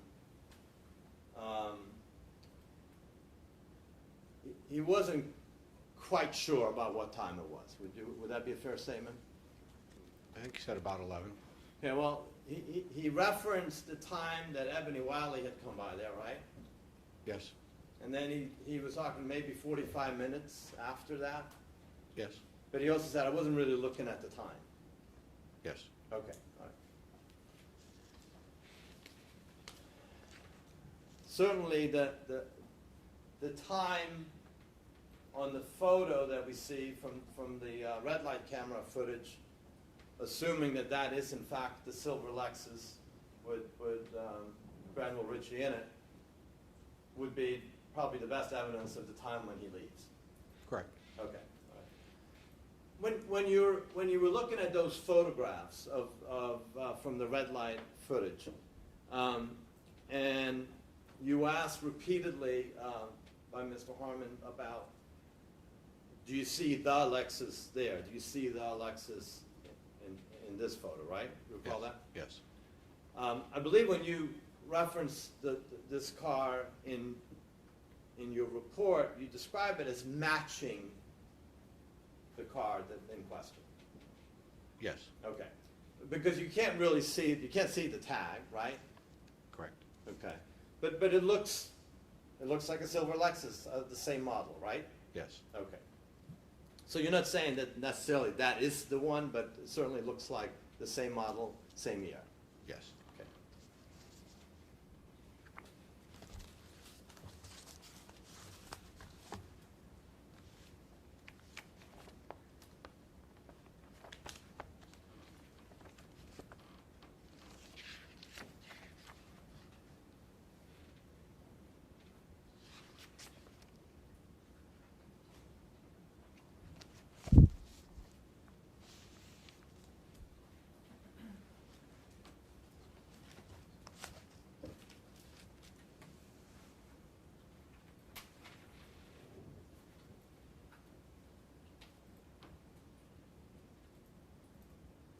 on May 28th, you and Staley went to Whispering Oaks to review Eboni Wylie's time cards for her work hours on May 16, 2014. You recall that? Yes. And the information on the time card, Can we approach? Yep.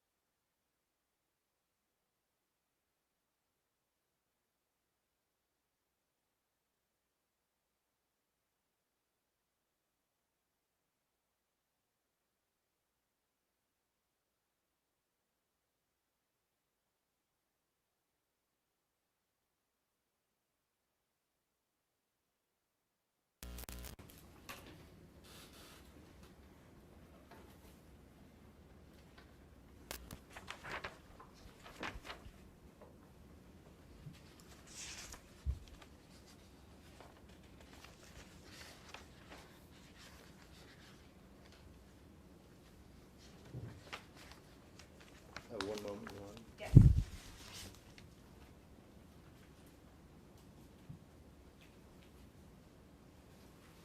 all I have. Thank you. Okay, redirect.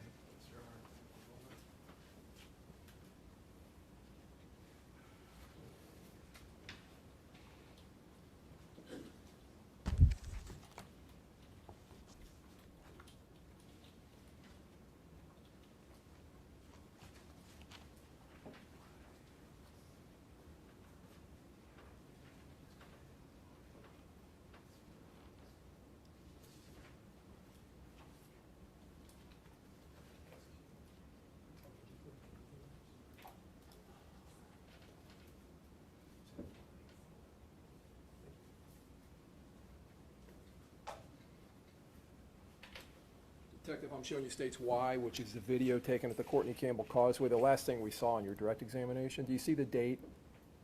Yes, I do. Okay. When- 8/27/2019. All right, thank you. Sorry. Is that up here, or is that goes in?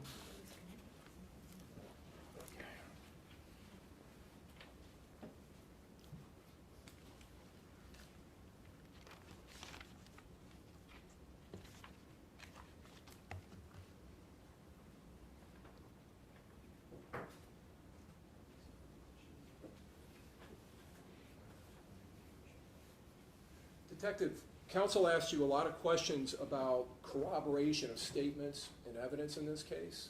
Correct. Going back to that photograph counsel was asking you about that shows at 9:03, actually I think the one he was talking about was around 10:40 something or 10:50 something, showing the Lexus turning southbound onto 56th Street from River Hills. Yes, sir. All right. So I want to go back. First of all, I'll ask you, in all of those photos, does that appear to be the same year, same model of Lexus, same color? It appears to me, yes. And this is a car that was at the time almost 20 years old. It was in 1998.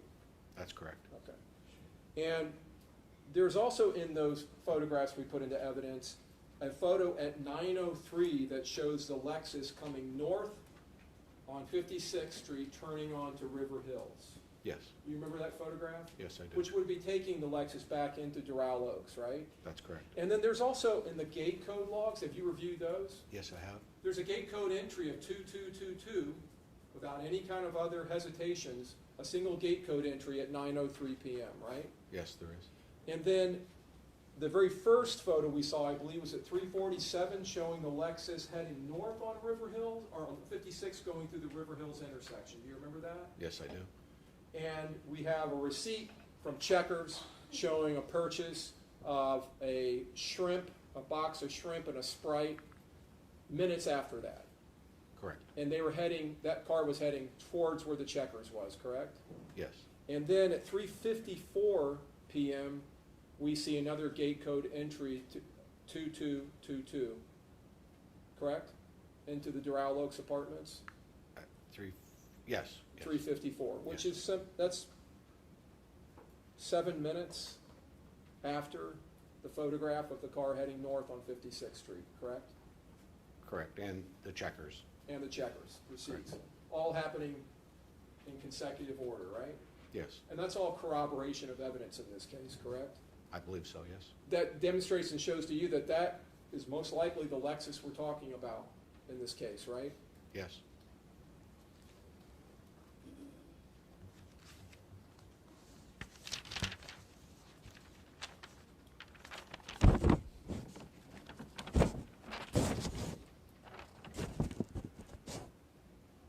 Now, counsel asked you about the defendant telling you that he traveled to Thyroid Sassa and asked you, it's only about 8 miles from Temple Terrace, and you agreed. So my question is, would that be the western or the most eastern boundary of Temple Terrace from there to the most closest western boundary of Thyroid Sassa, being 8 miles? Yes, All right. So from the Doral Oaks apartments to wherever the defendant went in Thyroid Sassa, we don't know how many miles out there that is, correct? correct, Because he never was able to give you a location or an address, correct? correct. All right. So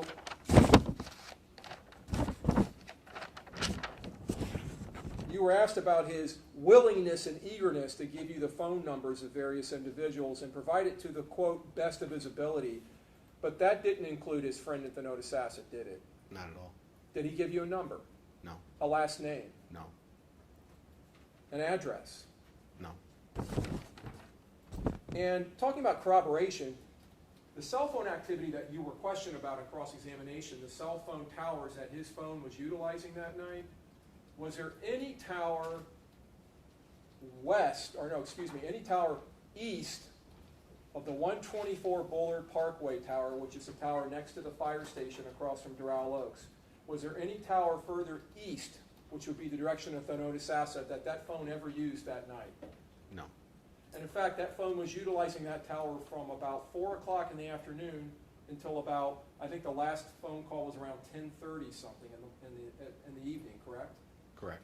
And then that phone tracks in the same direction, again showing corroboration, as the Lexus is traveling in that photograph from 10:50, whatever the minute mark was, That's correct. and tracks across westbound towards the Courtney Campbell Causeway. Is that right? Yes,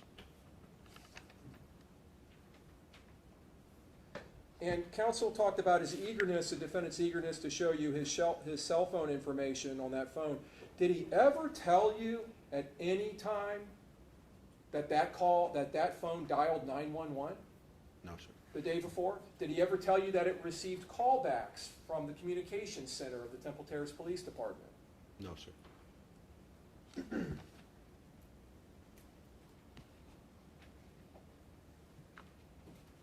He told you, counsel asked about several different girlfriends that he was, counsel said, juggling. And that appears to be corroborated from your information in this case, correct? Correct. In fact, didn't the evidence show that he was driving Calissa Kelly's car on Friday and Saturday? Yes, And had left Calissa Kelly home all day Friday? yes, While he went to pick up Eboni Wylie Friday? correct.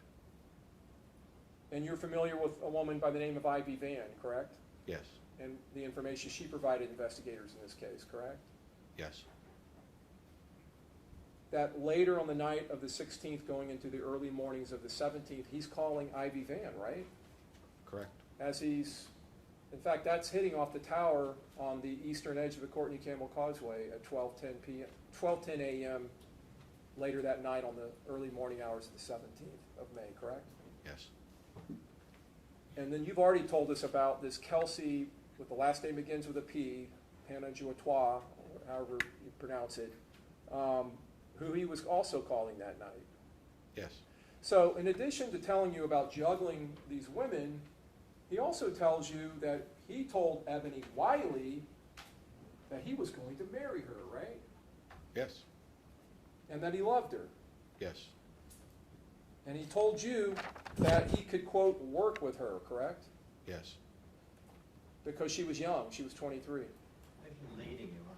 Well, sustained. I can rephrase. Did he tell you he could work with her? Yes, he did. And did he indicate that it had anything to do with her age? Yes, The fact that she was 23? that's what he said.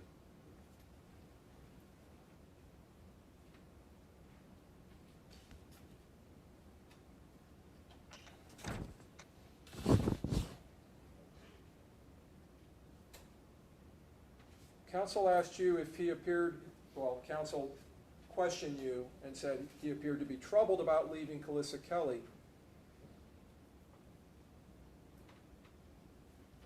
Wasn't it in reality that he was telling you how upset she was becoming? Yes, All through the statement. yes, And he was showing you her text messages and reading them to you? yes. And in fact, at one point he was laughing about it, wasn't he? Overruled, go ahead. Was he laughing about that? Yes, Did he tell you that Felecia Kelly versus Eboni Wylie was 40, yes, older than him? yes, Did he tell you she was older than him? yes, And that she knew everything and he couldn't tell her anything? yes.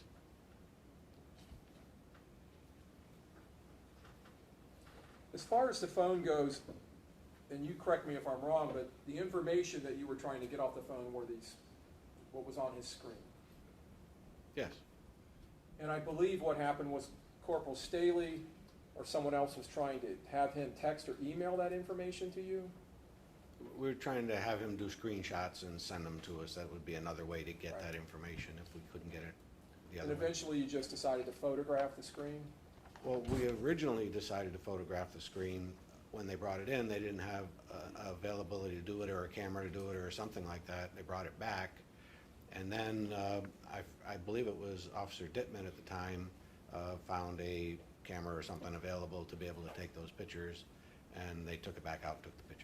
In the beginning of his statement, did the defendant tell you more than once, make statements to you along the lines that the women love him because he works and he takes care of business and he pays for things? And his accent, And his accent. yes. All right. But then later in the statement, when you were questioning him about his work, when did he tell you the last time he had worked consistently was? December, Christmas time, right? yes, So that would have been 5 months before? correct. And as far as you knew during that time period, did he have an established residence?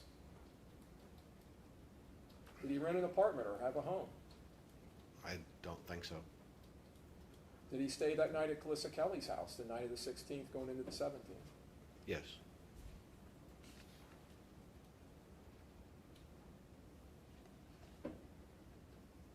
Now, do you remember the defendant making statements multiple times that he would look out from the balcony for the little girl? yes, And he would look out and look for her to see if he could see her anywhere in the parking lot.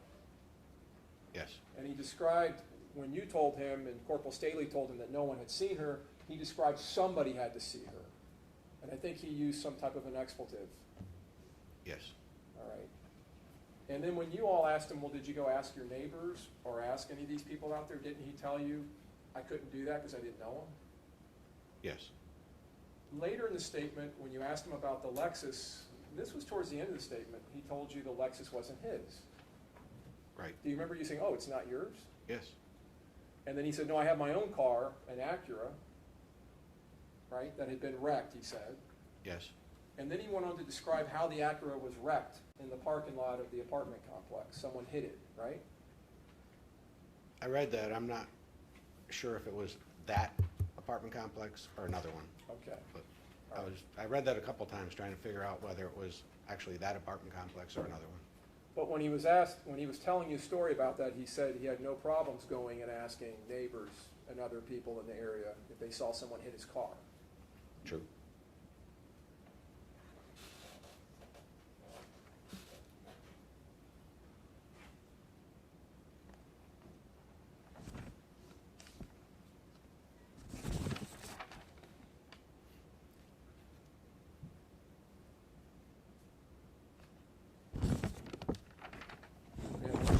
Yes.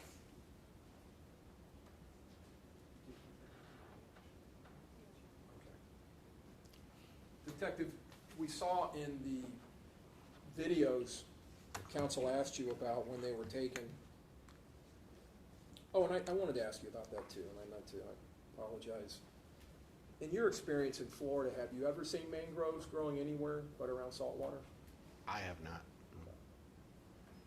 And I'm talking about naturally occurring mangroves, not ones that are planted somewhere. I mean, you might be able to grow mangroves at home in salt water tank or something, I don't know, but I have not seen them other than on the edges of salt water. I'm gonna show you what's been marked and is in evidence. It states N33 and states N34. You recognize the photographs as depicting the bottom of the Lexus? Yes. So there was damage to the undercarriage of the Lexus, and in fact, there was some type of plant material next to some of the damage? I did notice that, yes. And did you notice when you were driving on the North Access Road back in May 2014, and then just a month ago, when you went out there to do these videotapes, that there is a lot of rough bumps and ruts that you've told us about already on that road? Yes. And if someone's driving down that road at night at a higher speed in an urgent manner, could they have caused that kind of damage to the car? Could have, yes.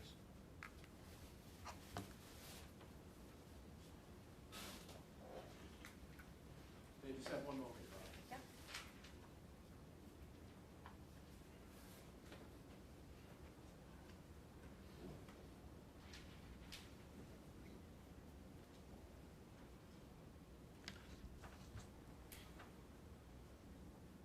Counsel asked you about what people have told you, I guess, about Felecia Williams getting in trouble at school.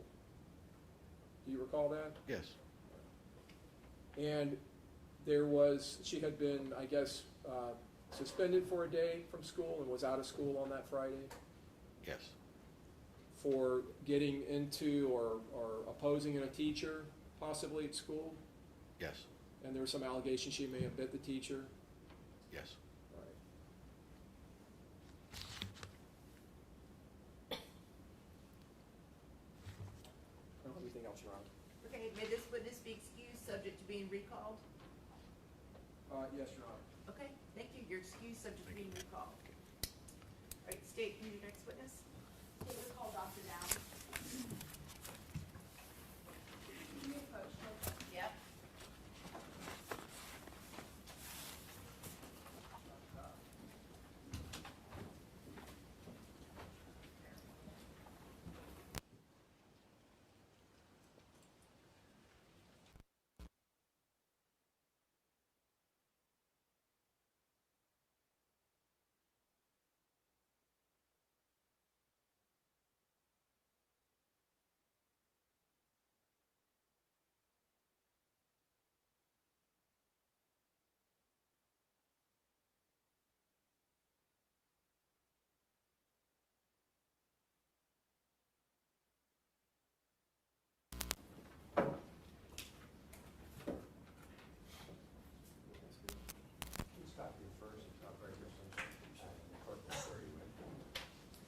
Do you solemnly swear or affirm that the testimony you're about to give in this cause is the truth, the whole truth, and nothing but the truth, so help you God? I do.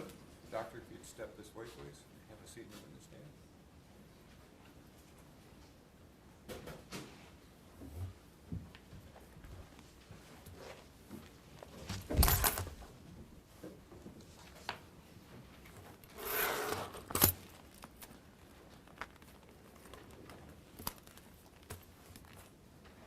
Good morning, Dr. Downs. Good morning.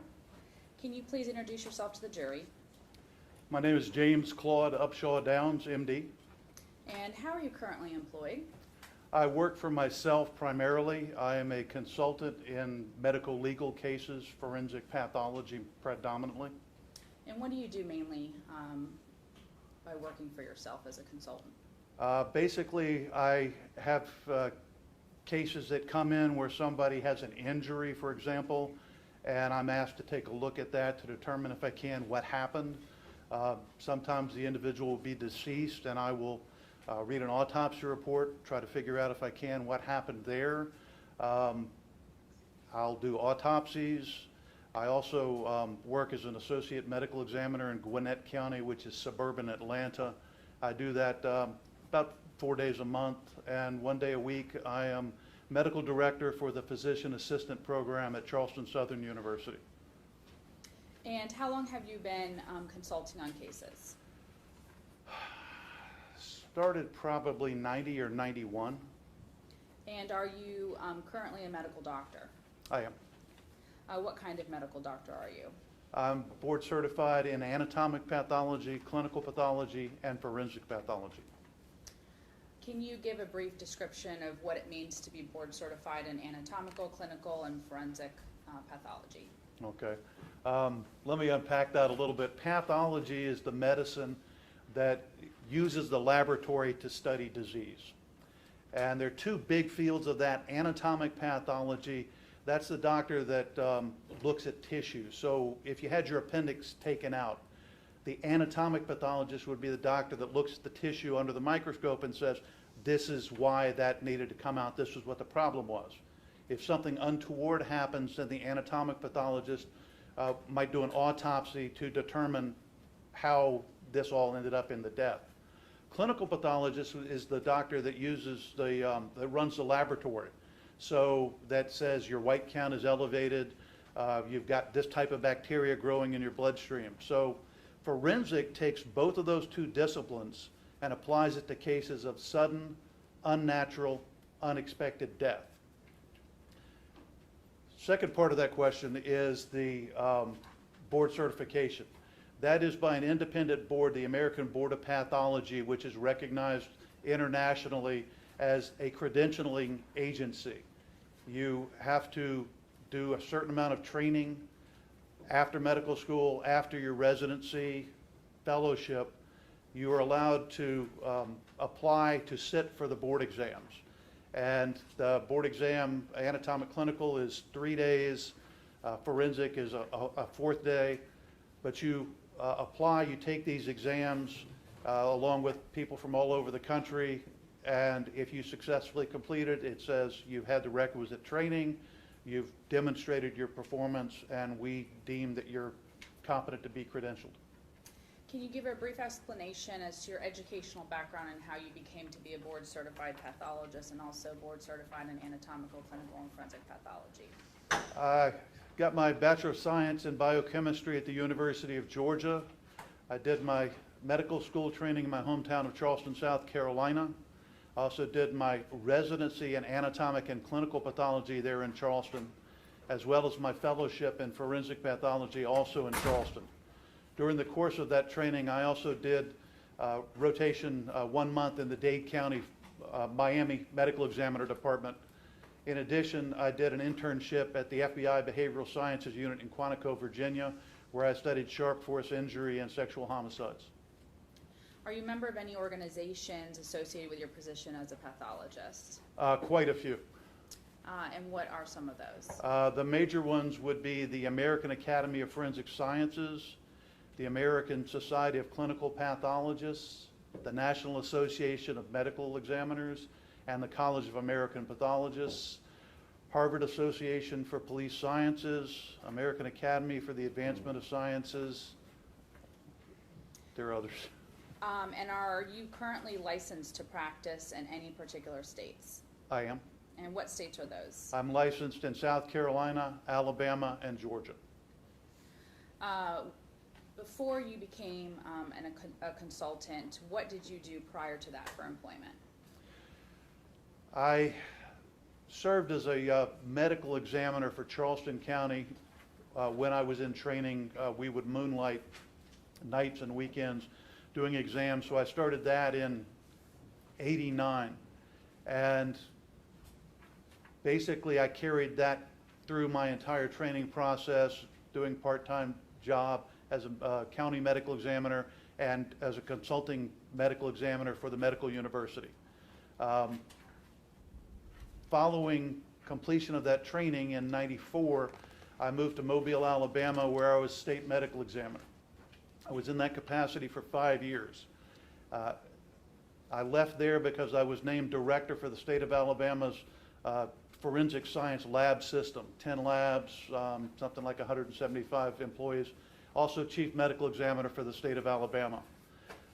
Did that for 4 years and kind of missed home, the coast, so I came to Savannah. They opened a lab at the Georgia Bureau of Investigation. I worked there for 14 years and left government service July of '16, so I've been doing the other stuff ever since. How many autopsies have you performed? Personally, I've done upwards of probably 7,500 myself. I've assisted in probably another couple thousand. As Chief Medical Examiner for Alabama, we did something like 3,000 postmortem cases a year. All told, I think it's safe to say I've been part of over 16,000, 17,000 cases. Do you have any specialized training or experience in the area of sexual homicides? Yes, ma'am. And what specialized training or experience do you have? My internship at Quantico, Virginia, in the Behavioral Sciences Unit, that was primarily focused, this would be the profilers, if you will.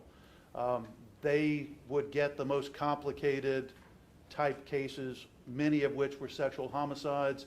I studied under Roy Hazelwood, who literally wrote the book, Sexual Homicide, Patterns and Motives.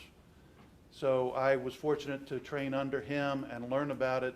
And really, nowadays, I really teach those classes more than attend them, but I still occasionally attend seminars and that kind of thing. So you assist in teaching actual classes regarding sexual homicide? I don't, well, I guess you could say I assist. I teach primarily, so I'm assisting. If an agency calls me, we might do it as a tag team, but I also teach the classes independent of someone else as well. Have you published any articles or writings, books in the area of forensic pathology, specifically just looking at forensic pathology? I've done several, probably the two biggest publications that I've done in forensic pathology. One is more broadly forensics, that's Ethics in Forensic Science. I'm the senior editor of that book, which is the largest academic book on the subject of forensics and ethics and how ethics apply to my discipline. In addition, I was senior author for the FBI's manual Forensic Investigators Trauma Atlas. Have you done any specific writings or in the area of sexual homicides? Within that book, the Forensic Investigator Trauma Atlas, which is for their course Managing Death Investigation, there is a specific chapter in there on sexual homicides. Have you testified in court previously regarding your work in the area of forensic pathology? Yes, ma'am. How many times? All told, I've given sworn testimony in probably 20 different states, sworn testimony before the committees of the U.S. House, the U.S. Senate, before the National Commission of Forensic Sciences. All told, I think it's safe to say hundreds of times. I don't really keep a tab.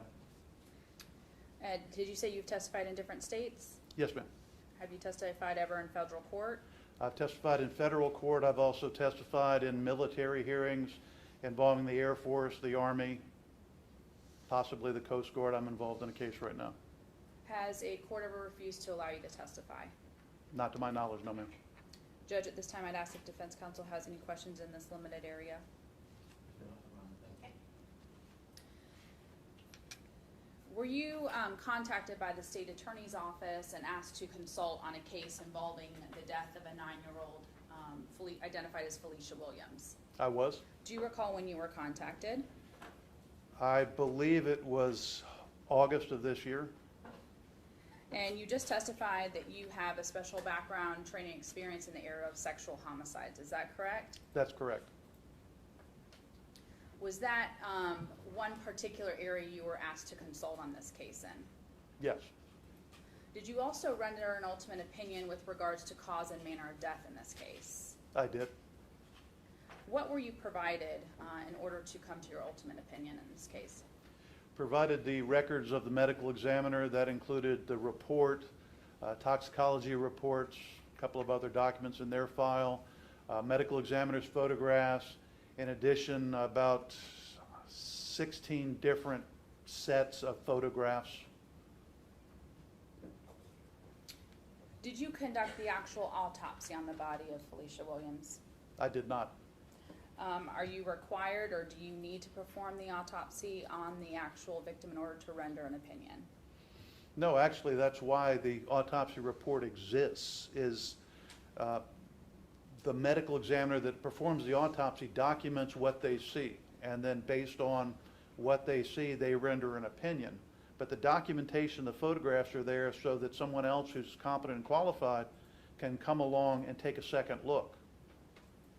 Did you, upon your completion of review of the documents that you were provided, did you determine whether or not the victim in this case had suffered any injuries? Yes, I did. Can you give us a brief overview of the injuries that you opined or that you observed? I think the most notable thing was the body had multiple superficial injuries. That is, they didn't really go deep in the body, and those are distributed primarily across the front of the face and the chest. There's some lesser injuries, but all of those were post-mortem artifact. That is, they happened after this girl was dead. There were other injuries that were external as well as internal that happened while she was alive. For example, she has some genital injuries. I believe those happened while she was alive. She had some injuries inside her throat that happened while she was alive. She had injuries to her shoulder that happened while she was alive. Injuries to her middle back that happened while she was alive. Did you observe any injuries about her head? Yes, there were several bleeds underneath her scalp. Again, those happened while she was alive. She also had some bleeding on the sides of her head that happened while she was alive. Those are associated with the strangulation injuries that I mentioned earlier. Did you prepare a PowerPoint that would assist you in illustrating and showing the jury where you found these injuries and where they were documented in the photographs? I did.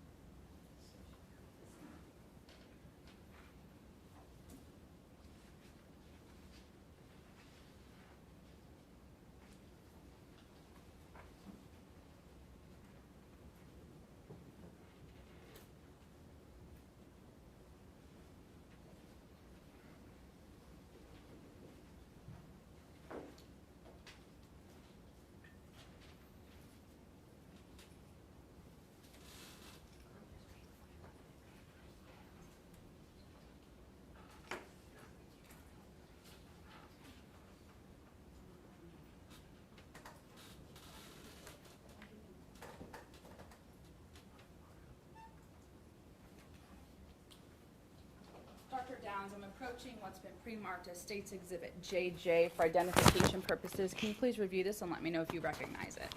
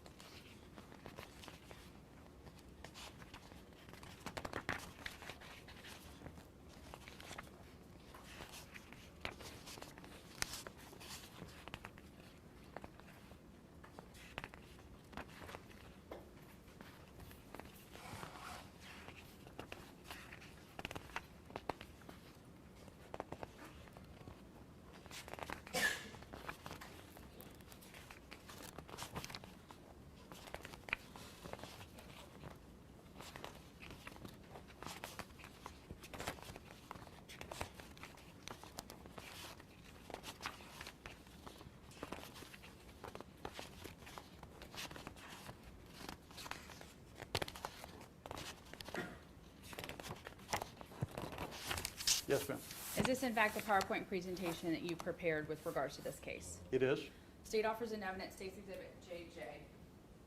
No objection. Admitted? Permission to publish, Judge? Yes.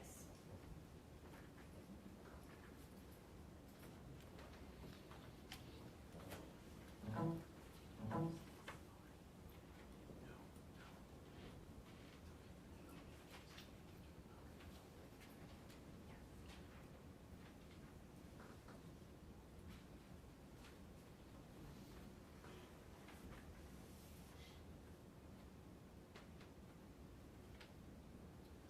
we approach her?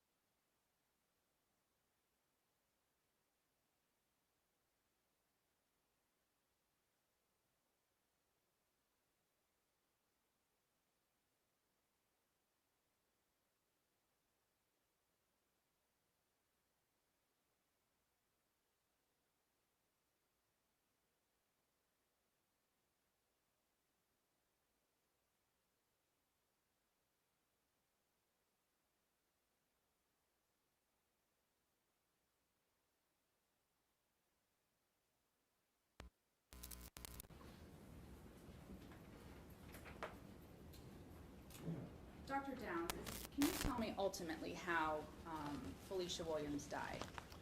She died as a result of manual strangulation. Can you describe manual strangulation? Briefly, it's a compression of the blood vessels in the neck that cause a lack of blood flow to the brain. That then affects the heart rate, and the individual's heart eventually stops beating, and they end up unconscious first, but eventually dead. Typically, people think of strangulation as putting pressure around the throat and someone not being able to breathe. Is that in fact what strangulation is, or manual strangulation that you found in this case? Basically, a hand around the neck is manual strangulation. You could also do it with the crook of the arm, but it's compressing actually the blood vessels rather than the airway. So it's a blood vessel phenomenon. Typically, it's usually not a airway issue. Can you explain what asphyxiation is and how that is associated with strangulation? Asphyxiation is the lack of adequate oxygen delivery to the tissues. So it's a broad term. There's several different types of asphyxiation. For instance, you can have low oxygen in the environment. So no oxygen comes in to start with. That's an environmental asphyxiation. You can have a foreign body blocking the windpipe, so no air flows through the windpipe to the lungs. That's choking. You can have the process that I'm talking about, strangulation. That's one type of compression of the vessels. You could also have a ligature, which is just a fancy way of saying a cord or a belt or something like that, compressing the blood vessels. That's also a strangulation.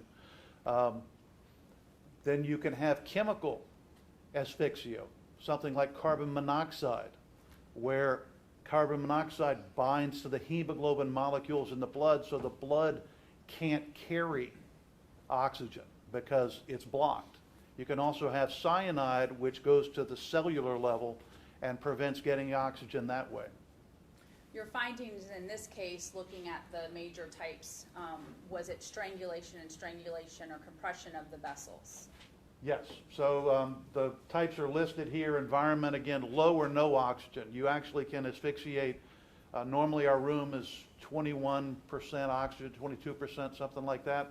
If you drop it just 5% to 16% oxygen in the room, you can die from asphyxiation just from that little drop in oxygen, even though there's 75% of usual. Choking, again, is blocking the airway. Think about somebody getting a hot dog in the windpipe or something like that. That's choking. Strangulation is what we're talking about, compression of the blood vessels. And finally, the chemical can either be carbon monoxide, like I said, or at a cellular level. Can you explain what this diagram shows and whether or not you in fact saw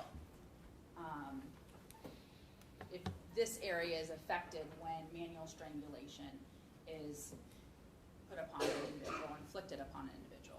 Sure, so let me explain what we're looking at first. This is the neck. And you see at the bottom of the screen, two horizontal lines coming in. Those are the collarbones. And they're coming into, right at the middle, something down at the bottom, that's the breastbone. So if you come up, you'll see red, and then outside of the red on either side, you'll see blue. The blue represents the jugular veins. Deeper are the arteries, the carotid arteries here. So you can see the arrows indicating those. Between the two red lines, you'll see a white tube that kind of blends into the background. That's sitting right in front of the spine, the bony part of the spine. But if you come up, you'll see a little pinker area. Judge, may he reposition himself so he can touch the screen Absolutely. and describe what he's talking about? If you need to stand up, you can. Thank you. So the carotid artery here, jugular vein here, same on the opposite side. The trachea, or the windpipe, runs right from the breastbone up into the neck. The area that's a little pinker here, that's called the cricoid cartilage. It looks like a signet ring. And above that is the thyroid cartilage. That's the Adam's apple. Above that is an area that's cartilage until we get older than it calcifies, called the hyoid bone. That's a horseshoe shaped bone that sits right next to the thyroid cartilage. And the side view, you can see it a little bit better. The collarbone here, the windpipe coming up, the cricoid cartilage above that, the thyroid cartilage or the Adam's apple. And if you see in the back of that, you'll see these extensions. Those are called horns or cornu, medically. But the horns, superior horns, stick up and they just about touch that hyoid on the sides. Now again, to orient you, the things that look like marshmallows here, those are the bony parts of the vertebra. So that's deep in the neck. And the structures we're talking about sit almost touching that. The only thing in between is soft tissue in the esophagus. And these, this area specifically on the neck, is this the area that is affected when manual strangulation is inflicted? Yes, you could actually strangle someone anywhere that you see the blood vessels here. So theoretically, you could strangle somebody all the way down to the level of the collarbone, but more typically, it's up much higher in the area at and above the Adam's apple. What's the difference between a vein and an artery? Veins are low pressure. Arteries are high pressure. The heart pumps blood under pressure. That travels from the arteries, goes to the tissues. So in this case, to the brain. Gives oxygen to the brain. Brain takes the oxygen out, sends back the low oxygen blood through the vein. The veins drain back into the heart pumps it to the lungs give it oxygen, and the whole cycle is repeated. What are we looking at here, Dr. Downs? All right, so the last one was the big scale, artery to vein. And I said blood gets from one to the other. This explains how that actually happens. So again, blood comes in the artery. The artery breaks down into little branches called arterioles, and it gets smaller and smaller and smaller, and eventually it crosses over in the capillaries. And the capillaries are the bridge between artery and vein. The blood, or the oxygen, is released somewhere in the middle of that capillary. Unoxygenated blood comes back. That's why it's turning blue, no oxygen, through the venules, which is a fancy word for small vein. Comes into the vein. From the vein, it goes back down to the heart. And if compression is placed on these, either the vein or any of the vessels, what ultimately can happen? Depends on how much pressure. If you close off the vein, then basically things are going to back up. Think about a toilet. I hate to use the analogy, but it makes sense. If you block the drain of the toilet, nothing leaves. So it basically, everything there is stuck there. If you have something coming in, that compounds your issue. Can you explain, doctor, what we are looking at here to orient ourselves? This is a cross-section of the neck through the area of the Adam's apple. So that's the thyroid cartilage I just mentioned, and literally it's like I took a knife and just chopped my head off and laid it down so you could look into the tissues from above or below, depending on how you want to look at it. Do you see the jugular vein and the carotid artery within this photograph? Yes. Can you please describe where they are? Sure. So again, thyroid cartilage here. This is the area of the windpipe. The black part's the part that's open in the windpipe. If you keep going back, the esophagus is right there, and immediately behind that is the bony part of the spine. Those marshmallow-looking things that we had in the last picture, or 2 pictures ago. If you come out to the side, the artery is close to the bone. The jugular vein is outside that. So the jugular vein actually sits more closer to the surface in some people. In some locations, it's all the way out. And you'll actually see that in some people. They'll get what we call jugular distension. And that's a fancy way of saying that you can see the veins on the sides of their neck. Is this a photograph or the way it would look if no compression was being placed on any of the vessels? Yes, this is just a generic demonstration of the anatomy to show you where everything is, so that you have a better understanding of this concept of strangulation that I'm talking about. And if there's no compression, blood is flowing the way it should in our bodies. Is that fair to say? Should be, unless there's some other issue. Does this diagram show when there is no compression? Correct. And again, this is a different model or diagram, but it shows the blood vessels, the artery, and blood cells just flowing through, going over to the vein side after it leaves the capillaries. And then I've got the little arrows there that, I don't know if that has an animation there or not. The oxygenated blood comes in, the blood transfers, oxygen leaves, and then the unoxygenated blood continues. So artery, oxygen, capillaries, oxygen leaves, veins, deoxygenated blood goes back to the heart. This is the neck anatomy that you had just described. The trachea up at the top, the Correct. esophagus with the red circle around it, the spine, which has a blue tint on it, and then the red is the carotid artery and the jugular vein. Is that correct? That's correct. Again, is this the way it would look if there was no compression? Well, actually what this is doing is you've got the anatomy that I just described, but the yellow arrows that I added is to show force coming specifically to where the vessels are on the neck. Now, this showed the force coming from the back. The front of the body would be at the top of the screen. I'm not saying that at all. It's just how I animated the model so that all my arrows would fit. The important point here is there's pressure coming in on the sides of the vessels, the sides of the neck. So far, nothing's happened because there's no compression.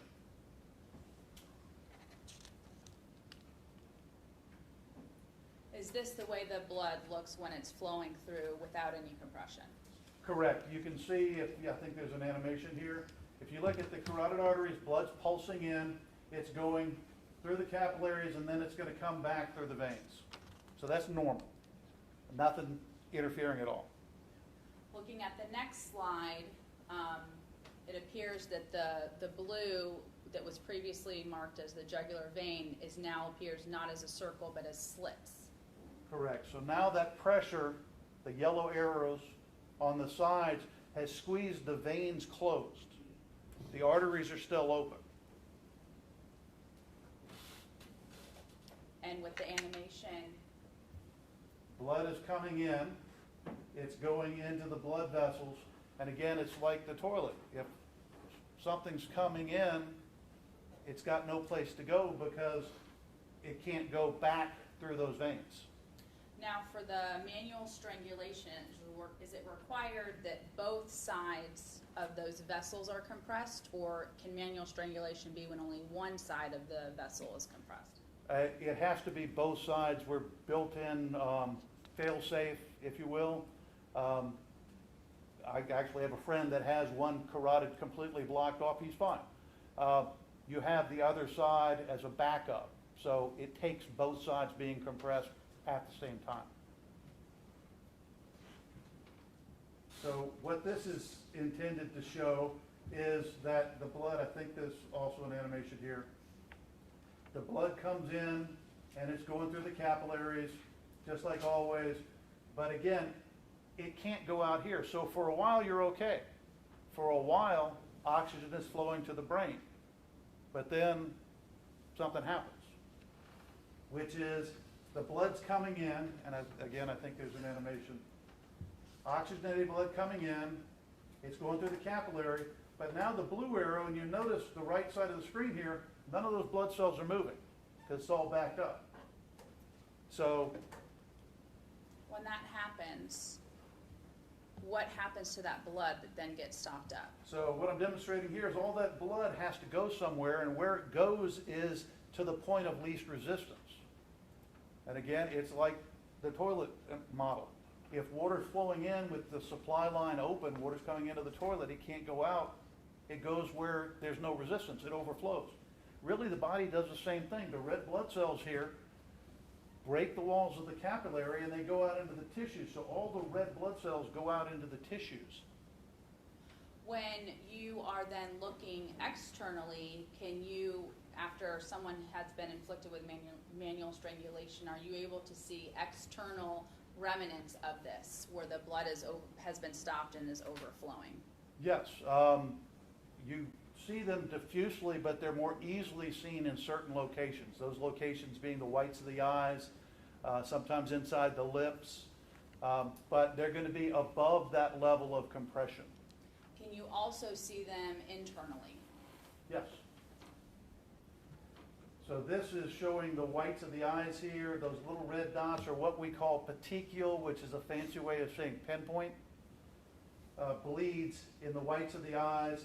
And why those are there is the capillaries are easily visible in the whites of the eyes because you got good background, you got good contrast so you can see it. What happens is those capillaries break, the blood cells leak out into the tissues, and that's how you end up with those little red dots in the whites of the eyes in strangulation cases.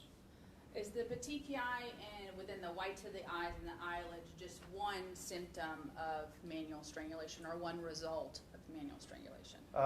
Yes, that's one of the findings that we see. One of the anatomic findings is that petechial bleeding. There's several others. In a manual strangulation, I'm looking mainly for internal findings because I may not see these petechial hemorrhages. If I see them, I feel really confident in my diagnosis, but they don't have to be there. Can you explain how the compression occurs or how you believed it to have occurred in this case, looking at your findings? Basically what happens is there's a compression, and the amount of force is important. These are from research that's not exactly correct in a specific case, but for teaching purposes, these are the amounts of force that research has shown us it takes. It takes about 5-6 pounds of pressure to close off the jugular vein. That means the carotid artery is still open because the carotid artery takes about 10 or 12 pounds of pressure to close that off. It takes about 30 pounds of pressure or more, 35, to close off the windpipe. So that's a pretty significant amount of force. And then there's another artery that's very deep called the vertebral artery. That takes a lot more force than what we're talking about, like 60, 70 pounds of pressure. The main point here is with somewhere between 5 pounds and 10 pounds of pressure, blood can't leave, but it's flowing in. So that's the kind of cases where we'll get petechial hemorrhages. If you have more than 10 pounds of pressure, less than 30, the arteries are closed off, nothing's coming in. So it's like, again, back to the toilet model, you turn the valve off so water's not coming in. Nothing happens. It stops. Here we're talking about between 5-6 pounds and 10-12 pounds of pressure. When you were talking about compression or manual strangulation, you're using one hand. In this case, were you able to tell whether the manual strangulation was due to one hand or two hands around the victim's neck in this case? That's not possible for me to say. I'm demonstrating one hand just because it's easier to do that. I could just as easily show you two hands. The main thing is it's the compression of the blood vessels. And looking at approximately 5 to 6 pounds compared to 60 or 70 pounds doesn't seem like all that much, but these veins that you previously described, they are covered by skin and layers of muscle, and they are deep within the body. Is that correct? I hesitate to say they're deep within the body because the neck, if you think about the neck as compartments, we have an area where the blood vessels exist that's a little deeper than the surface, but not as deep as the windpipe, and certainly not as deep as the spine. So medically speaking, I wouldn't exactly call them deep. They're underneath the skin surface, but they're not readily accessible normally. That is, unless something breaks the border of the jaw and gets into that space that's recessed, those vessels are undisturbed. Are they on the outside of the neck muscles or under the neck muscles? They are both really, depending on where you are and what you're talking about. The neck has multiple different muscle layers. And as part of doing a forensic autopsy in a case like this, I'm going to go through and dissect away the individual muscles to look at the blood that's there. And are you able to Or tell? not there, sorry. Is how deep the injury or the petechial bleeds or hemorrhaging that you found, are you able to determine which force was required or which force could have caused those injuries? I can tell by the presence of petechial bleeds that at some point you had a subtotal occlusion of the blood vessels. What I mean by that is you close off the veins, the arteries stay open. There could have been a period where the arteries were completely occluded, so no blood would come in. But I know because I have petechiae, I had to have a sufficient amount of time, and it does take, it's not instantaneous, it takes a while, for blood to be coming in from the arteries, not leaving by the veins.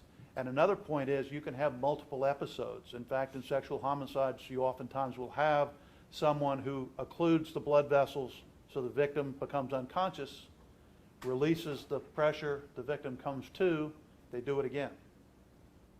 And they do the same thing, they occlude the veins, release it, the person becomes conscious again, and they'll keep doing that. Within the victim in this case, did you see injury to the muscles within her neck?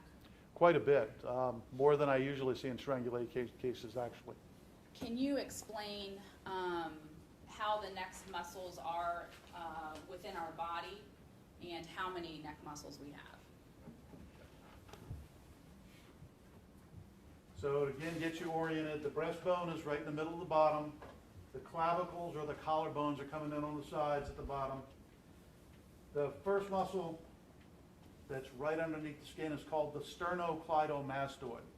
And I know that sounds complicated, but anatomy is actually sometimes pretty simple. Unfortunately, this is one of those times where it's fairly simple. Sterno Sternum. So it goes from the breastbone. Cleido means collarbone. That's this part of that same muscle coming to the collarbone. Mastoid is that big bony prominence behind and under the ear. So this muscle runs from the mastoid to the clavicle and the sternum. Did you see injury to that muscle upon reviewing this case? Yes. The next layer underneath would be the Sterno Hyoid. The hyoid, remember, is that horseshoe-shaped bone that sits above the Adam's apple cartilage. So it goes, Sterno Hyoid goes from the sternum to the hyoid. Then next to that is something called the Omohyoid, which comes out to the shoulder. This is actually a long one, and there's two separate parts to it. The inferior part comes from the shoulders to the midline and then goes up to the hyoid. These on the sides, this is where those names kind of get a little weird. This is called the scalene muscle. That's a much deeper muscle. This middle picture shows you the Sterno Hyoid as well as the Omohyoid here, those other muscles that aren't involved in this case. Doctor, let me stop you for a minute. Did you see injury to the Sterno Hyoid and Omohyoid on Felecia Williams? I need to actually check my notes. I know it's in my presentation later on. May I approach for a moment? Sure.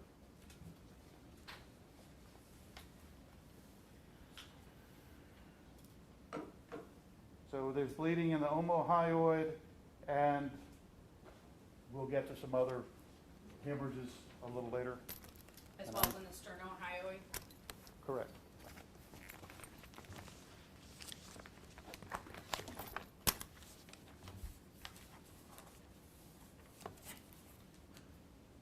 So beneath the Sterno Hyoid is the Sterno Thyroid.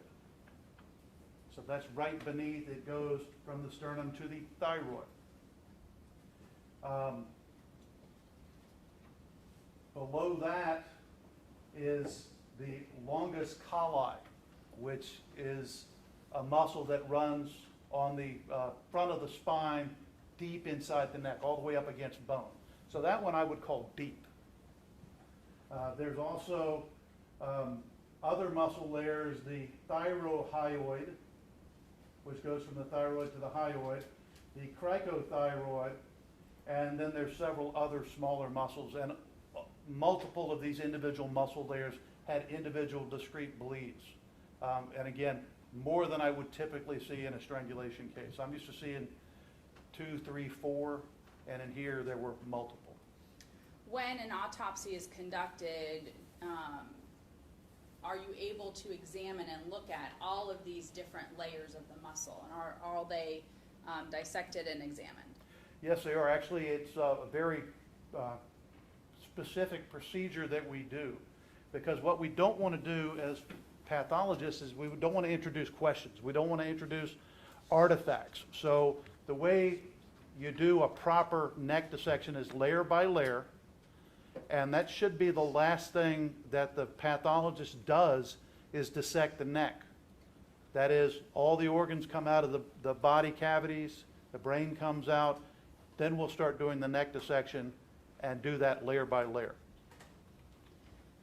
The muscles that we just saw and went over, are they surrounding these areas? Yes. They're investing or covering the muscles, the thyroid cartilage. They're in front and on the sides of all of this. Specifically, when you have manual strangulation, do you always have a fracture of any of these bones or cartilage? Not usually in children, because their cartilages aren't calcified. As we get older, all our cartilage will start calcifying. Some people, it happens later than others, but for instance, the collarbones, where they join the breastbone, that's cartilage until we get about 50 or 60, and then that'll calcify and it'll become one unit. But young kids, their hyoid is all cartilage. It's soft, it's pliable, and actually it's got joints. It's got a joint on the left side as well as on the right side in the front. So the bottom of that horseshoe, there's joints on either side of that.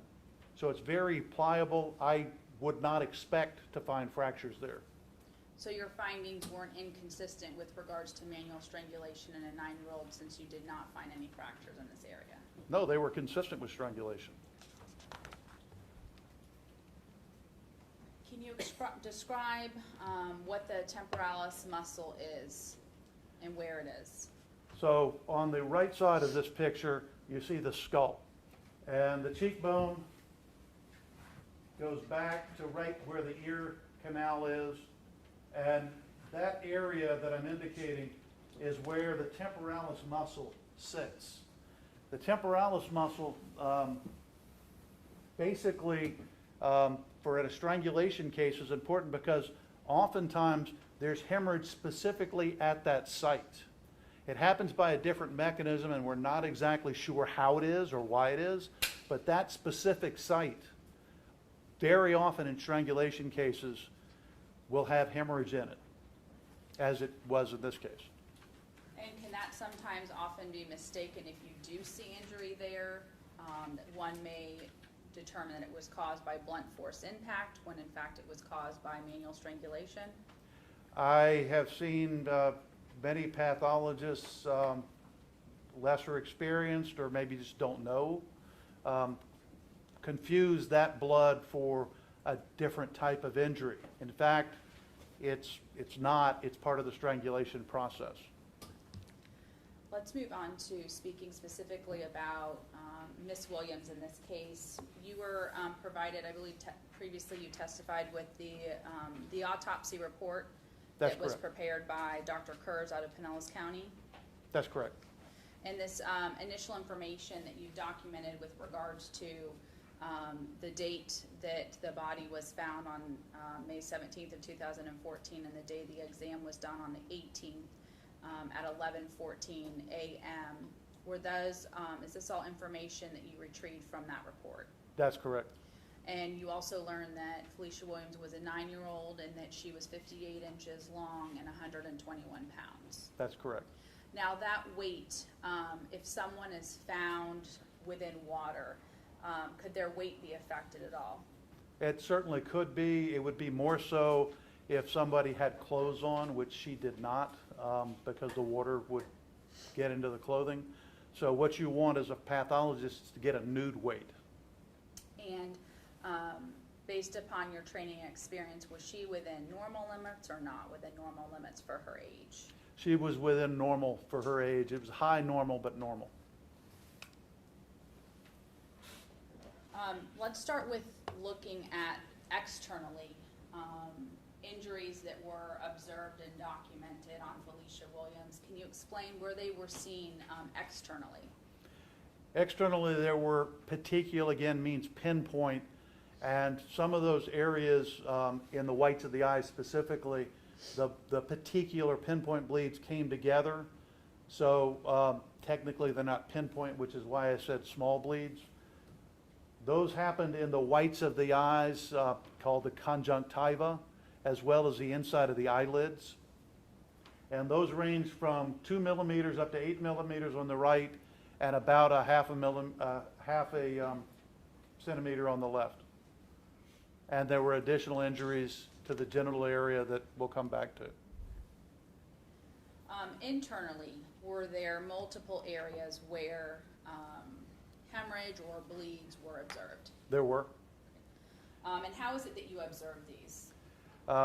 They're documented in the autopsy report as well as in the photographs that I saw of the autopsy. There was hemorrhage into the temporalis muscles, multiple areas in the neck, the shoulders, the tongue. There were bleeds inside the chest cavity, as well as bleeds underneath the scalp or in the scalp and on the back. And is the intrathoracic area, is that the chest cavity area? That's correct. How is it that with manual strangulation the tongue can be injured or show hemorrhage? It's not directly related with the strangulation process. Again, that process is the neck vessels. But if someone is being strangled, it's an unpleasant sensation. The body has a reflex actually when we start losing oxygen and building up carbon dioxide called air hunger.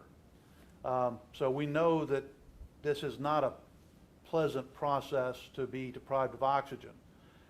People get panicked.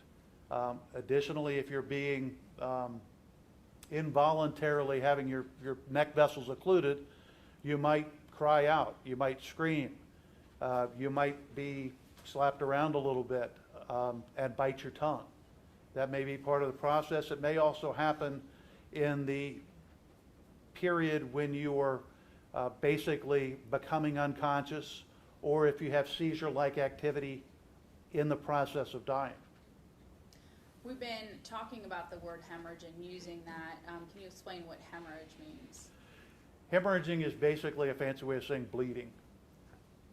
And are all of these internal injuries that are listed here, were they all due to strangulation, or were some of them caused by other inflicted force? Others were caused by blunt force of other types. Can you explain, again, so the eyes you could see externally. Were they also visibly internally when the autopsy was conducted of the eye area? Right. And this is a little bit of a technical point, but the bleeds inside the eyelids, you don't really see those externally, so I included that in both places here, just for clarity. But the other area internally would be the larynx, which is the windpipe. The mucus lining of that, the mucous membrane lining of that also had bleeding, pinpoint bleeding there. And are these consistent still with manual strangulation? Yes. When we were briefly discussing the muscles previously, you noted that there were numerous areas of hemorrhage within her neck. Is this the list of the areas in which you observe hemorrhage? That's correct. I believe it's a total of 9 separate areas. And all of them, except for the last one, they were, when we looked at the diagram, the frontal diagram, the hyoid, the cricoid, all the muscles surrounding all of this area. Is that correct? That's correct. The bottom one is the muscle that's all the way up against the spine, but everything else is from the Sternocleidomastoid, the first one that I talked about, all the way down to the windpipe itself. And again, this area is, these are the muscles, the neck muscles that you previously reviewed, and these are the Sternocleidomastoid, the Omohyoid, the Hyoid, the Sterno Hyoid, all of those areas you in fact saw hemorrhage, Correct. including the cervical spine area, the longest coli. Correct. Now, was that towards the front of the, or in the back of the neck? That muscle is right next to the spine, so it's in the front of the neck, but it's deep. If you remember, I said you consider the neck to have different compartments, with the blood vessels being superficial. You've got kind of the windpipe in the middle, and then up against the spine is deep. Continuing on to other hemorrhages that you saw, can you explain these areas within the body and how they relate to the other page of the listed injuries? So the laryngeal mucosa, that's the larynx, is basically the beginning of the windpipe, and the mucosa there has pinpoint bleeds. Those can happen from several different mechanisms. It's a little different mechanism than the compression that we talked about causing bleeding in from the capillaries. Here, what happens is with the choking process, somebody struggling to breathe, their windpipe closes off. The epiglottis is a flap that'll close off and block the windpipe. But if someone's got negative pressure and they're struggling to breathe, that negative pressure, which normally just keeps our lungs inflated, can become so pronounced that the small blood vessels, the capillaries, break. So it's a little different process here because it's related more to the trying to breathe and not being able to, rather than the direct tearing of capillaries. And the temporalis muscle, that was the area that we previously reviewed, just above the ear area. Is that correct? That's correct. And there was hemorrhage on both sides. Is that correct? That's correct. Fairly significant, 2 inches and about 2.5 inches on the right. Do you typically see hemorrhage on both sides with manual strangulation? Yes. And is that because both sides requires the compression for the manual strangulation? Again, we're not exactly clear why this bleeding happens. We know that it does. So I can't tell you that it's the compressional process. I can only tell you that we see it. Have you seen it where it's only been on one side with manual strangulation? Not that I recall. I would say theoretically it's possible. I just don't recall having seen it. In the intrathoracic bleeds, what area did you observe those bleeds? They were on the thymus gland, which is a lymphatic organ that sits right behind the upper part of the breastbone. So on the surface of that, and also on the surface of the heart. So all along her neck, leading down into the chest area, you saw hemorrhage? Different processes. Again, this is a very non-specific finding. I see this in lots of different types of death. It's not directly associated with asphyxiation or strangulation, although it's common to see them with those types of deaths. I see this sometimes in drug overdose cases. I'll see them sometimes in other types of deaths. But there were separate bleeds removed and inside the chest cavity that were separate and different from the bleeds that were in the neck. So two different processes going on. They may be related, but I can't tell you absolutely that they were. What is the epicardium? Epicardium is the surface of the heart. Epi is outside or surface, and cardium, heart. And the intra, if you could assist me with that word. The intrathoracic or intraparenchymal. Yes.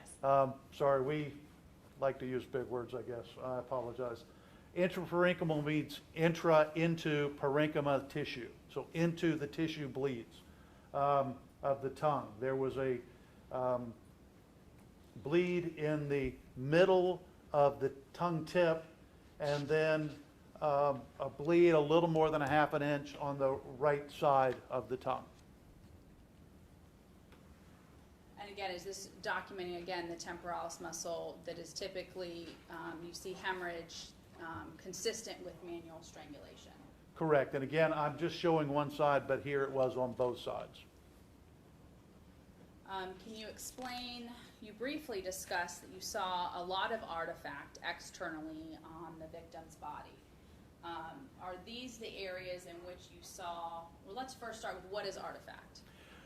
Artifact is, it is an injury, but it's an artificial injury. It's not real. We spend a lot of time in training in forensic pathology learning to distinguish the real from the not real, or to be able to say, I don't know. Because there's sometimes you just don't know. So artifact is something that, wow, there's something going on here, but it's not real. It's not something that was associated with the person's death. It's basically ignore this. And do you have an opinion as to how how this artifact was caused based upon your review of the file? Yes. And what is that? The body was disposed of in water and recovered near the shore with a rocky area. And I believe that the wave motion combined with the environment the body was in, as well as any aquatic life, crabs, shrimp, fish, they're drawn to injuries. They're drawn to body openings. So we're used to seeing that. We're used to seeing that happen in the mouth. We're used to seeing that happen in the eyes. That would be an artifact. But I'm sorry. I didn't mean to interrupt you. I apologize. Here, the major injuries would be the surface injuries that are visible from the face, again, all the way down the front of her body, stopping somewhere a little below the belly button. And then there's scattered other similar type of injuries. Were you provided photographs of the scene and where Felicia's body was in fact located? I was. And is this document, or is this one of the photographs that you were provided with regards to where her body was located? It is. And so the artifact and the areas that you noted, you believe were caused by these rocks that are located within this photograph, as well as potential marine life. Correct. You've got this rocky area, barnacles, oysters, that type of thing. It's a saltwater environment. But the wave action primarily is affecting the areas that are up against that rocky area. You can see that her extremity is down. It looks like her arm is coming across here. So it's, I don't want to say anchoring, but kind of keeping her body steady in that general environment. Legs are out in the open area. Head is to the right in this photograph. You can see her hair. And is it important for you, in order to come to your opinion, that you know the circumstances surrounding where the body was found and how the body was found in order to come to your ultimate opinion or render an opinion? Absolutely. That's one of the first lessons that I learned from Dr. Davis when I was in Miami. Everything hinges on the scene. It all is driven by the scene. So that's a critical part of analysis and looking at a case, is to understand the scene environment. Dr. Downs, is this a close-up of artifact that you observed on about the head of Felecia Williams, or the face? It is artifact as well as some other areas that I'm attributing to artifact. If I could explain that? Yeah, so if you could explain why, I guess when you were previously talking about artifact, you made the statement, if we don't know, we don't know. So in your position, are you making guesses about what you think may have caused that, or do you not do that? Have you been trained not to do that? I've been specifically trained not to do that. That's something that's called cognitive bias. If you think you're going to see something, so you pat yourself on the back when you figure out what it is that you thought it was all along. So we specifically guard against that because it's very dangerous in medicine to have tunnel vision. You go into thing and looking at it one way and only one way. And one of the important lessons you learn, again, I learned this from Dr. Davis in Miami, is you don't know everything. And if you don't know, don't be afraid to say, I don't know. There are things that to me are suspicious, but they're not documented. So I have to say, I'm going to say that that's an artifact. I may have another opinion, but I can't prove it. I can't disprove it. So I'm going to say I don't know. Can you describe what we're looking specifically at here in these photographs? The left side of the screen is Felicia's nose and mouth area and the cheeks next to the mouth. On the right side, the inside of the upper lip and the inside of the lower lip. Are you able to tell? It appears in the bottom, it would be her right side of her lip, a darkened red color. Do you have an opinion as to that area? Are you referring to this? Yes, the bottom. That's the row. left side. Oh, I'm sorry. Well, on both sides. You can see a dark area over here as well. To me, I see it more prominently on her left, our right. But that's the area, the kind of thing that I'm talking about. I see a dark area there. My first thought is, could that be an injury? Bruises are dark. It's not described. I don't know. So I'm not going to say it's a bruise. I'm going to say I don't know. It's an area that I would not be surprised to see an injury from someone who has had an altercation. It makes sense. Somebody gets punched in the face. But I can't say, so I don't know. In the middle here, there's roughened areas that we call abrasions. Abrasion is a type of blunt force injury. If you fall on the sidewalk and skin your knee, that's an abrasion. So here I see abrasions. That is a typical finding in cases of suffocation. That is where you, for example, put your hand over mouth, nose, and occlude the airway that way. Because she has all this other injury, the white areas here, she's obviously got dark skin, except there's areas here that you don't have pigment in. The reason is because that skin surface where the pigment lives has been rubbed away. So all of this is artifact. You've got little superficial incisions scattered across. Again, artifact. My concern here is I look at the mouth, I see a darker area here that could be blood. I specifically don't see this type of finding here. I do see something maybe on the lips, but that's right over the area inside. So I can't say. It's in the right area to be a real injury, but I'm not going to call it a real injury. I can't say. So it could possibly be consistent with someone holding their hand over her mouth, or could it have been caused by blunt force trauma, but you're not able to say? Both, and I would say forcibly holding their hand against the mouth. Moving moving on, this photograph depicts the front and part of the shoulder area of the victim. Is that correct? That's correct. Can you describe what you believe to be artifact and or whether or not you see any injury looking simply just externally? So everything that I see here, I would attribute to artifact. There is a larger defect here on the forehead and a larger defect over here by the eye. As we'll see later on, there is some blood underneath this area. But I think this external injury could well be artifact. And you have, when you go through an autopsy and review it, could you not make that a determination as to whether or not that was in fact artery or injury until you looked into the internal injuries or the inside of the body? Sure, that's why we do autopsies, is to literally, the word means to see for yourself.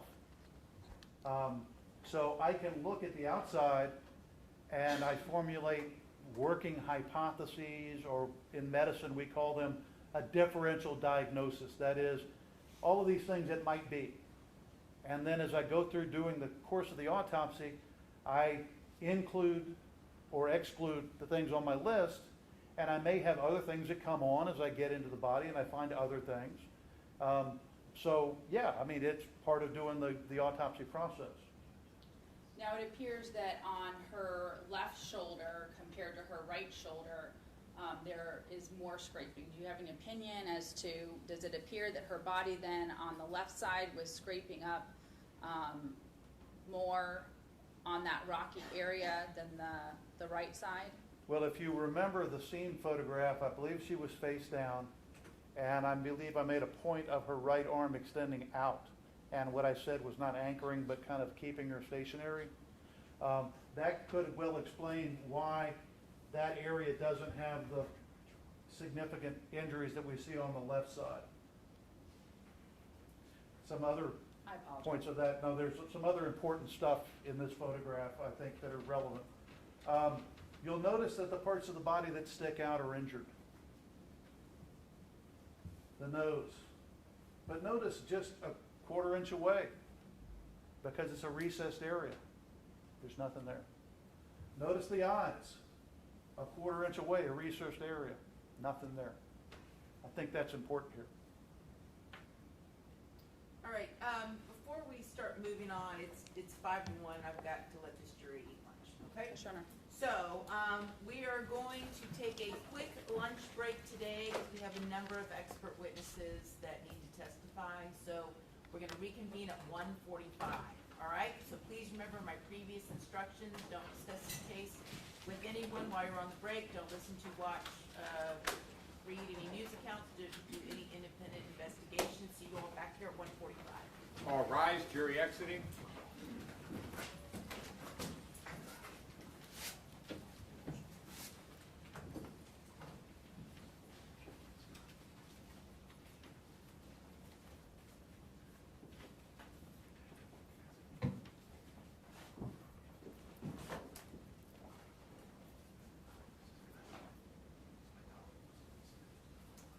Okay, jury's at the courtroom. Dr. Down, since you are on the witness stand and have not yet been cross-examined during the break, you can't talk to anyone, including the prosecutors, about anything